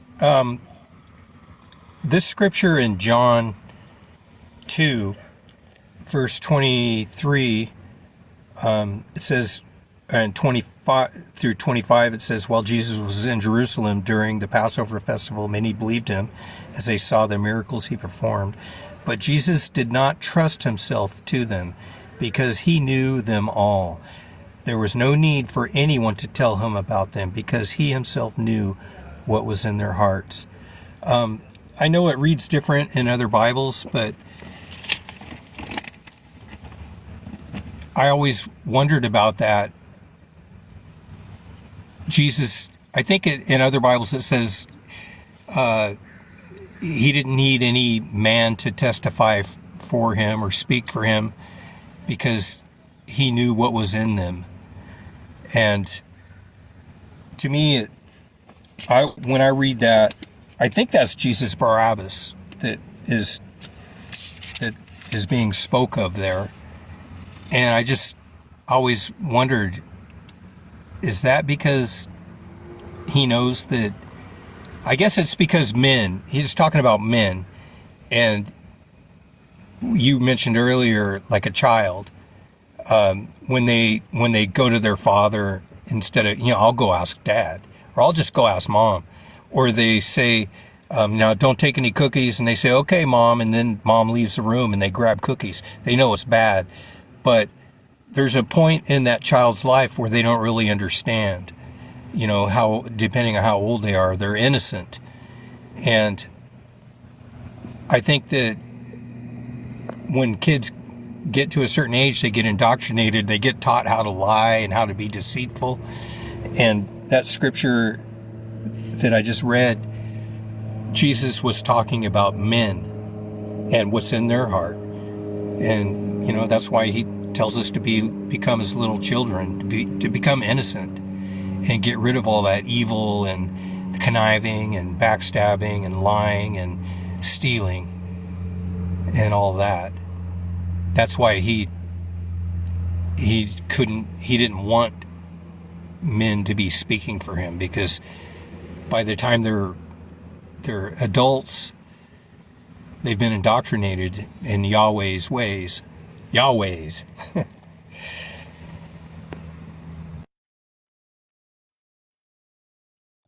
So I think we cleared that one up pretty good. I think we got Oh a yeah, sure good did. understanding on. Study Yeah, that. because that is a tough question that we will come across from someone that's really skeptical. Dan, I'm always here for you. But yeah, I think it's not hard. It's not a hard yoke, and it's not a complicated matter. I think the truth is simple, and I think the lies are complicated. It's a web of lies and the simple truth.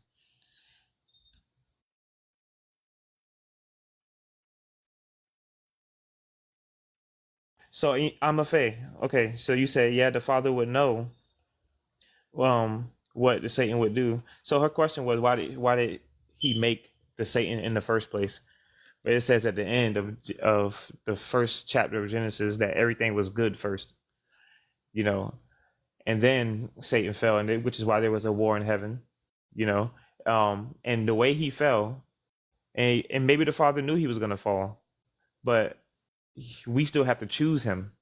You know, love is life, life is free, and love is supposed to be free, free will. And Satan chose what he chose.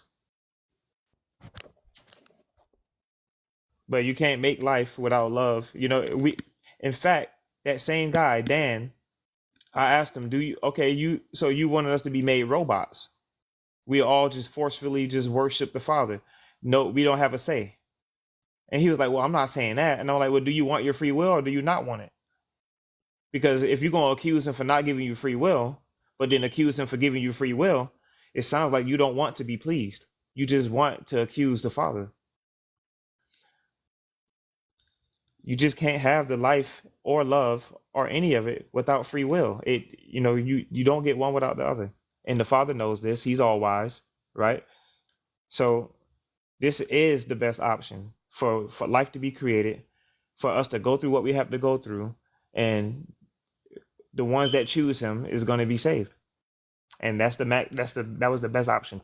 If not, it'll just be nothing in loneliness. He'll just be alone, living in the universe by himself.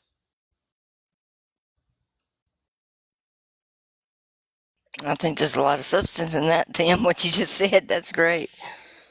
Because it's like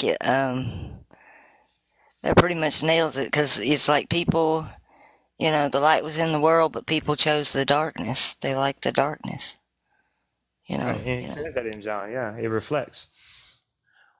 Independence is not a good thing.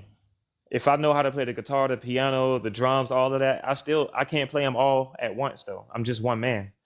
We're not gonna make sweet music together unless we get together.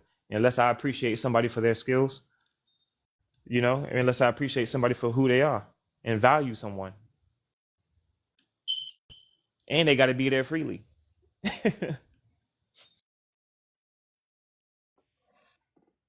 I was going to tell y'all too. I'll try to get these downloaded.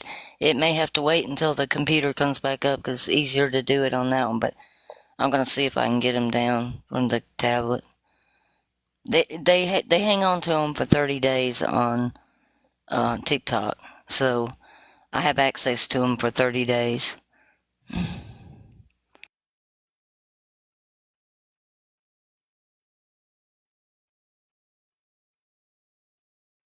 Yeah, the YouTube community is fiending for your content. No one's talking about this stuff, and people are tired of mundane television and watching people play video games and watching other people live their real housewife lives and all this is nonsense. People want some substance out here, and this is it. That's true. If anything, I'm speaking for myself. My TV is just there for background noise at this point. I don't have my TV on hardly ever. It's weird. Yeah, I'm finding My less and husband watches TV. Yeah, my husband watches TV. I constantly look at stuff on, on the computer or tablet or whatever. I'm never watching TV. Now, when something new comes out that I think they might be trying to send messages to us, I'll watch that just to see what's in it. But it's like that's not very often. Yeah. basically investigate. Yeah, I'm I investigating use all this. my stuff for detective purposes. Yeah.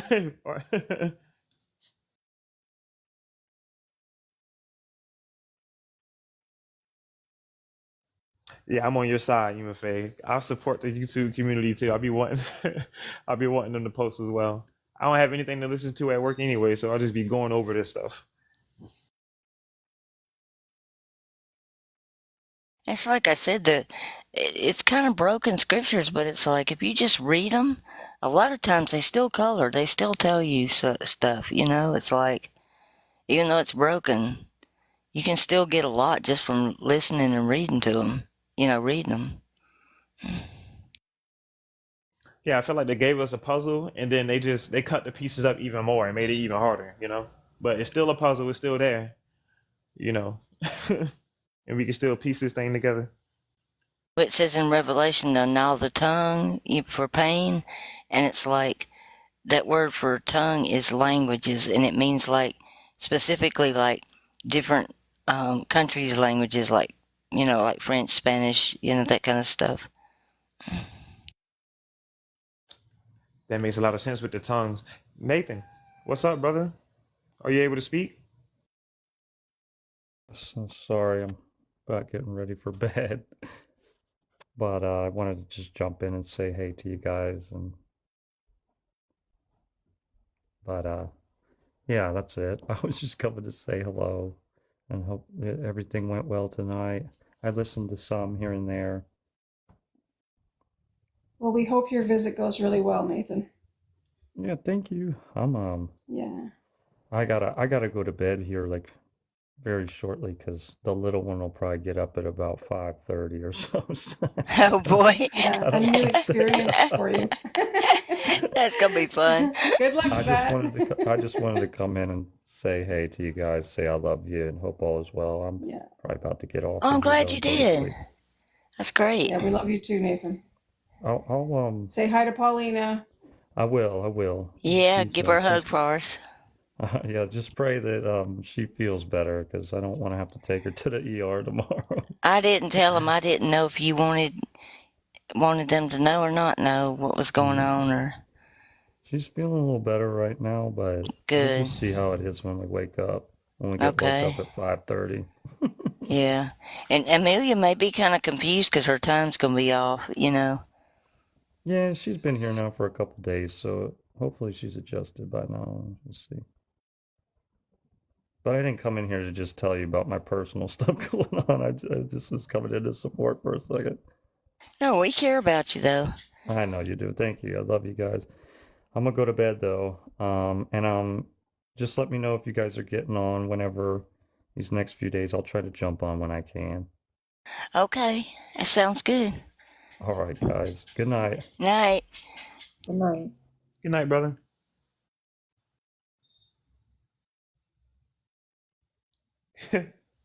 He said airport food. Is that what it was? And she's having some abdominal pain and was feeling kind of nauseated. And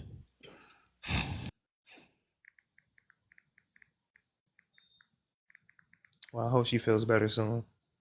I do too. That'd be horrible to get here and for your I vacation know. and trip and then have to be sick. Yeah, just terrible. And I know he was looking forward to spending some time with her too. That's like when we went to Mexico, my brother and sister got that amoeba in the water. They got sick from that. I didn't get sick, thank goodness. But I felt so sorry for them. Here we are in a beautiful place with vacation, and they're hugging Earl, throwing up. It was horrible.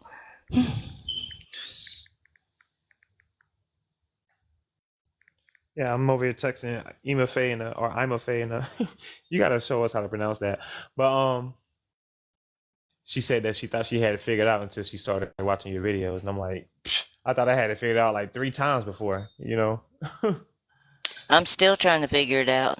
It's Yeah, like I'm just sharing what I find, but it's a lot to take on. yeah. I'm realizing I don't think I'm ever gonna have it all figured out, but I'm gonna stick with what I have dogmatic evidence of, you know? Do we have anybody else that would like to come up and have any questions or anything? I'm a Faye. Okay, got it.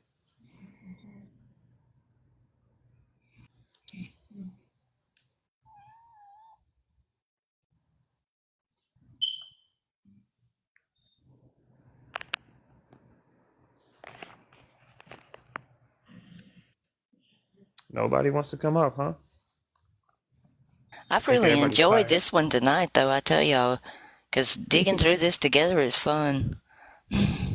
Yeah, fun and is informative because I love the other viewpoints that people give. I be learning as much as I be sharing, you know? Yes, I think we all learn from each other. I like that. Get different insights.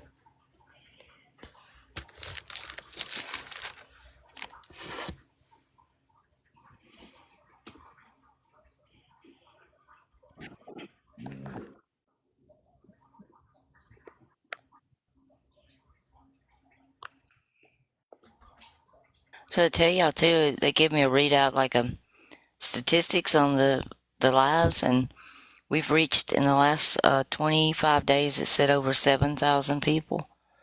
How many? Over 7,000. That's incredible.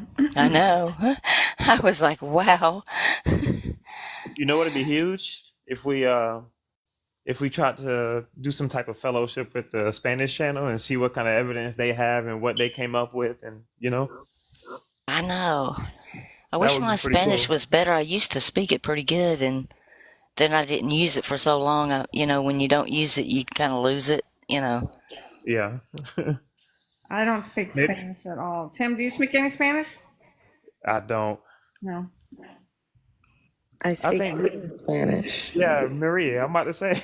Yeah, I speak fluent Spanish. A lot of the times I be translating this Oh, stuff you and do? Oh, that my would be. Look at that. See, and I was gonna say they probably know both too. Like We should have a marathon session like on New Year's Eve and like broadcast for 24 hours and take turns hosting it or something. Oh, that would be wild. That would be fun. yeah. It does sound fun. It's not we my favorite time of year. we get enough people, we could do it in shifts. Right. Yeah.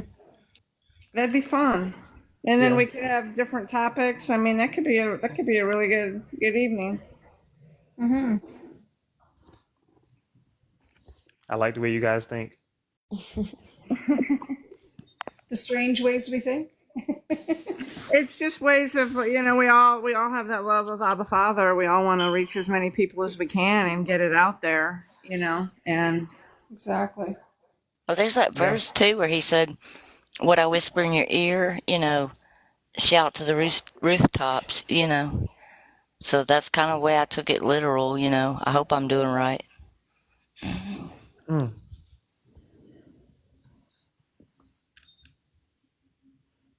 I think it would be really awesome to go through Revelation too. Like, I can't remember who suggested that earlier. Was that you, Marie? I think that'd be awesome to go through that book. And I mean, it's called the Revelation of Jesus Christ. So, you know, we know it's about the Christ, but to go through and break it down a little bit more, and maybe we can discern or get something more out of it about like where we are right now, you know? Yeah, I think that would be good. Hmm. Yeah, I Yeah, even really if you're want to not do that. certain on things going of it, it'd still be good. Brainstorming, you know. Mhm. We get our coffee. We just saw a bunch of detectives, you know, come in, put your guns on the counter over there. Yeah. You know what I'm saying? Get some coffee, you know. We Yeah. need a lackey for coffee runs, you know. But We might have to all get dressed up and turn the cameras on and have a party. And I don't do parties, but hey, it could be a party. Yeah, that sounds fun. Shannon, I agree with you. I think we're in Satan's little season also. 100%.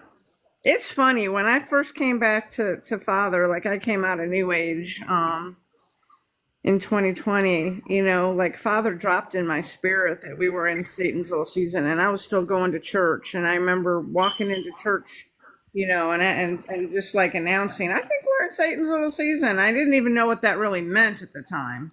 But I do. I firmly believe that we are.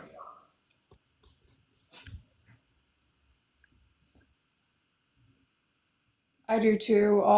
Even all of the architecture and the mud floods and all that stuff lines up with it, you know? Mm-hmm.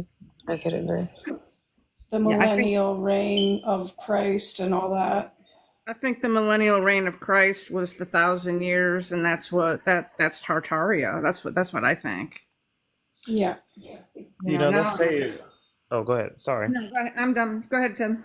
I heard about that. I heard that's where tartar sauce, that's where they get that from. But Mm-hmm. I was gonna say if this was like if they were playing fair and this was his I would say his millennial reign, why would they even let us know that we're in it anyway? You know, in this time. Right. You see what I'm saying? Because then they'd be playing too fair. It's almost like everyone would be believing like, oh man, I need to straighten up because look, it's right here. It's telling us we're about to all go. You know what I'm saying? So that's the reason why people don't believe it because they can't see it. You know, and because they're hiding it and they have to. So it makes sense why they would have a whole mud flood and cover all this stuff up. Yeah, and they we got might rid be of in a lot of season. people. They got rid of a lot of people, and then they had the trains come in with the children. So, I mean, they repopulated. Yeah. Yeah. You I know, mean, so I those think people would be unknowing what had happened before. So, I think they do resets every 150 to 200 years, and I think they do it. You know, that people probably start to wake up again, and they start to become aware of the truth, kind of like we are right now. You know, I think we're at the end of a reset. Hopefully, it's the last one. You know. Yeah, Right. it's like the Matrix said, basically. I pray it is. I don't want to come back here. Well, hopefully we're not coming back here. So, you know, hopefully now that we know the truth of Father, when we pass, we'll be reconciled to Him. He'll be there waiting for us. Sounds good to me. You just have to, not speaking to you on the panel, but people in general just have to realize that even at the end of Revelation, where it all sounds great and everything, it's still Yahweh's plan. So I don't see Father in there, even though No, I agree, Shannon. Yahweh does a good job of making himself out to look like he's a good guy in that. But when you read between the lines, you realize even, like I said before, it's probably just the one world government they're talking about that they're trying to implement. Don't be fooled by it, because you're still trapped in this new heavens and new earth they're talking about. in Revelation, it's still Yahweh's thing. I don't think that's Father, No. because his world, his kingdom is no part of this world. So So you think the I new don't heavens think and we. new earth is the reset? It's like, oh yeah, and we're gonna reset this Yeah, place. We're gonna yeah. flood It's. the I earth mean, they've again. done it. How many times has it been reset before? We don't even know. It's been going on for eons. All the, we look at all the old architecture that's being dug up, and they talk about the Mayans and Babylon and all that, and it all got wiped out and reset. That's what Yahweh does. That's what these gods do. They play with us, they feed off our energy, and then they reset it and start all over and see who else they can, and see who can win next time. It's a big game. So that's kind of the way I look at it. Is we're pawns in a game, and they're gonna try to reset it again. But I think this is the last time. Father's had his fill of this, and I don't want any part of Yahweh's reset. I just want to get out of here.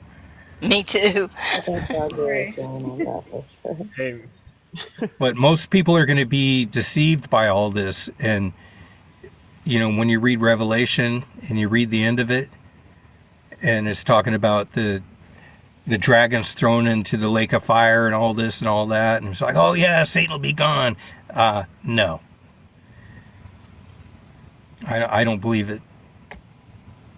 I think that, well, I don't know what's going to happen.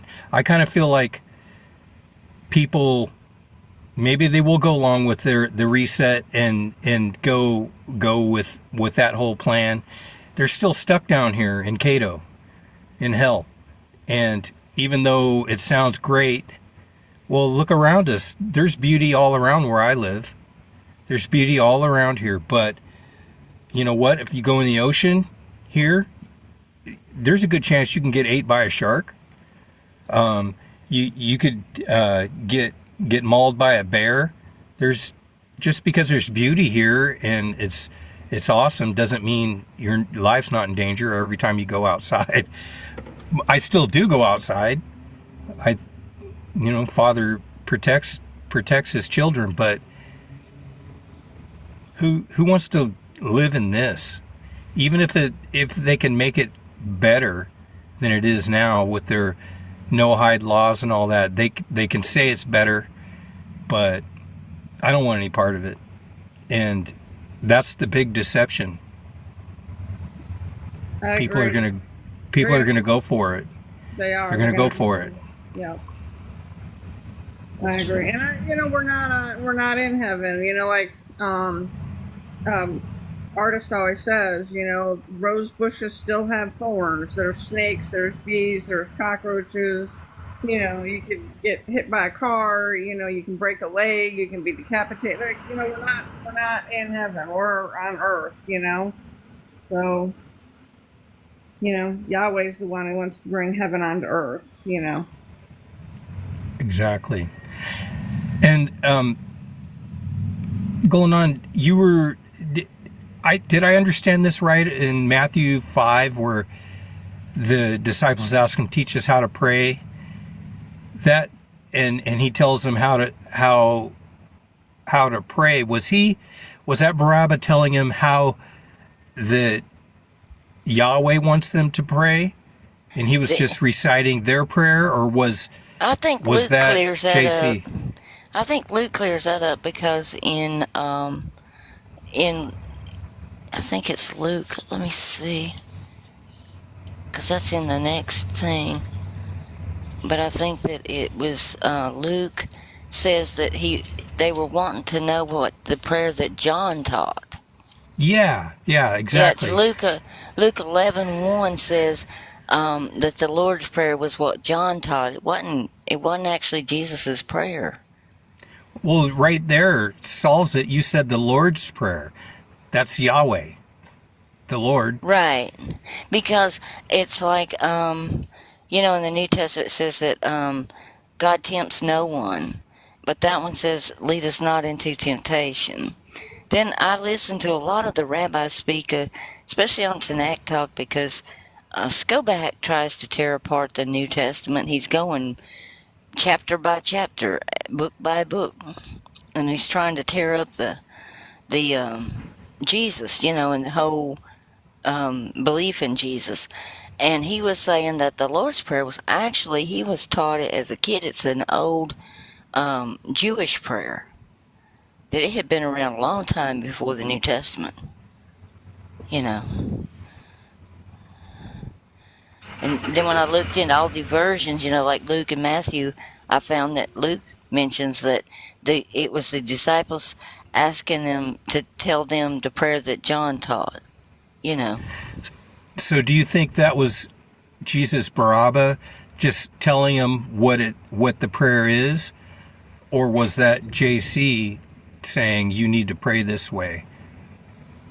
That's where I'm kind of confused. Let me look at that, Luke 11. Because sometimes things are hidden, like in Luke But then 10. again, like I said before, it's the Lord's Prayer, which is Yahweh. Right, it's like Yahweh's Prayer. Yeah. And that's where that as above, so below comes from, too. As on earth as it is in heaven. Yeah. Let's see. Luke 11. Okay. Alright, yeah, it goes from the story of Mary and Martha, and then it goes, and it happened that while Jesus was praying a certain place, after he had finished, one of his disciples said to him, Lord, teach us to pray, just as John also taught his disciples. And then he said to them, when you pray, say, Father, hallowed be your name, your kingdom come, and give us each day our daily bread. And see, I think that kingdom coming is an earthly kingdom, not a heavenly one, in that prayer. And in Matthew, it says, let your will be done on earth as it is in heaven. Right. Which is speaking of earthly things. Right. So... And it actually says, forgive us everyone who is indebted to us. Like, that's a debt,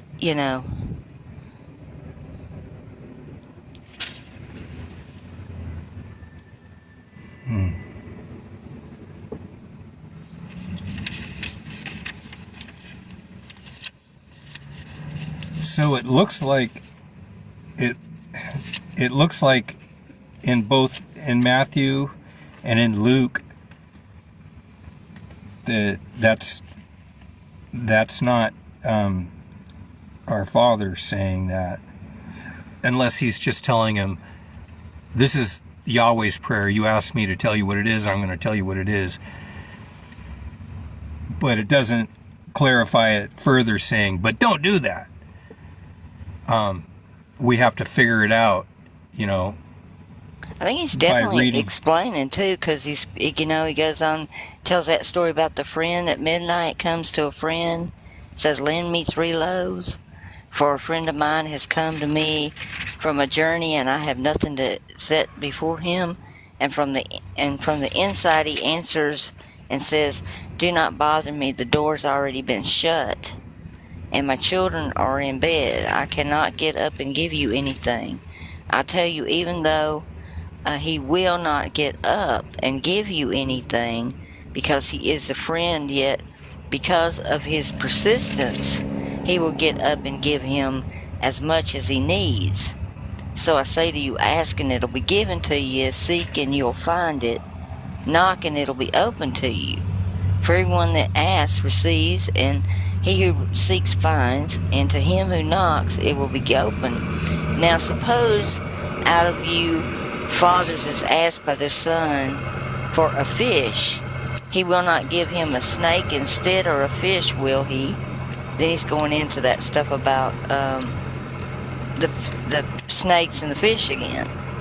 Or if he was giving you an egg, he would not give him a scorpion, will he?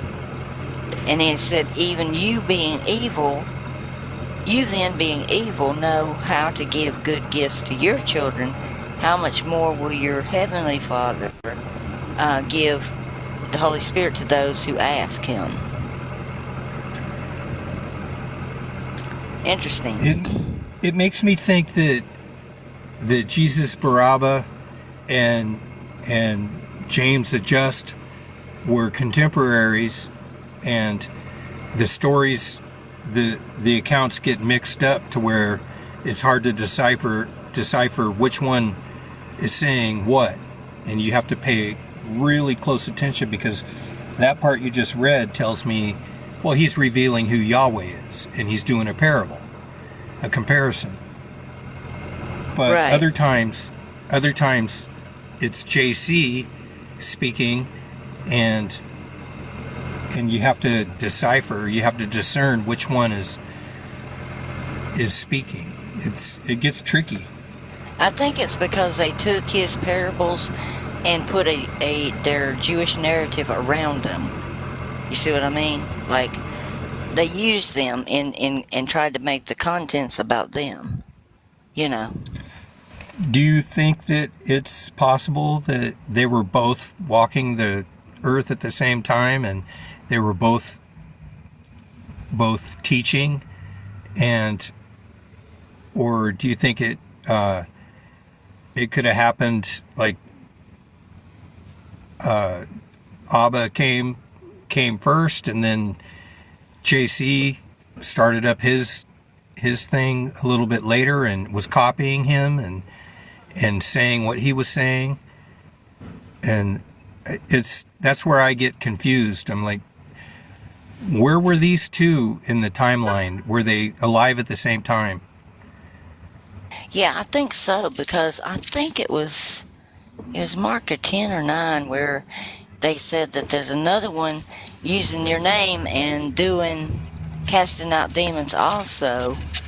And there's a thing about them casting out demons. We read that. Yeah, I remember that. Mm-hmm. Yeah. And also that scripture, I don't have it in front of me, but where John the Baptist is in prison, and he tells his disciples to go ask if Jesus, I think he's referring to Barabbas, if he's the sent one, or the Messiah, or are you another one, or something like that. It's like he was confused about, Yeah, they weren't sure. Yeah. and yet John the Baptist, he baptized Jesus Christ, right? And now he's in prison, and he must have heard about Barabbas, Jesus Barabbas, and then he's confused, like, are you the one? And then I don't remember what his response was. It was something like, are people being healed and the dead being raised, or something like that. But it kind of makes you think that, well, he was confused, so that must mean both of them were alive at the same time. I think that you remember when he said that I was in prison and you didn't visit me, and he didn't visit John while he was in prison when John sent him that message.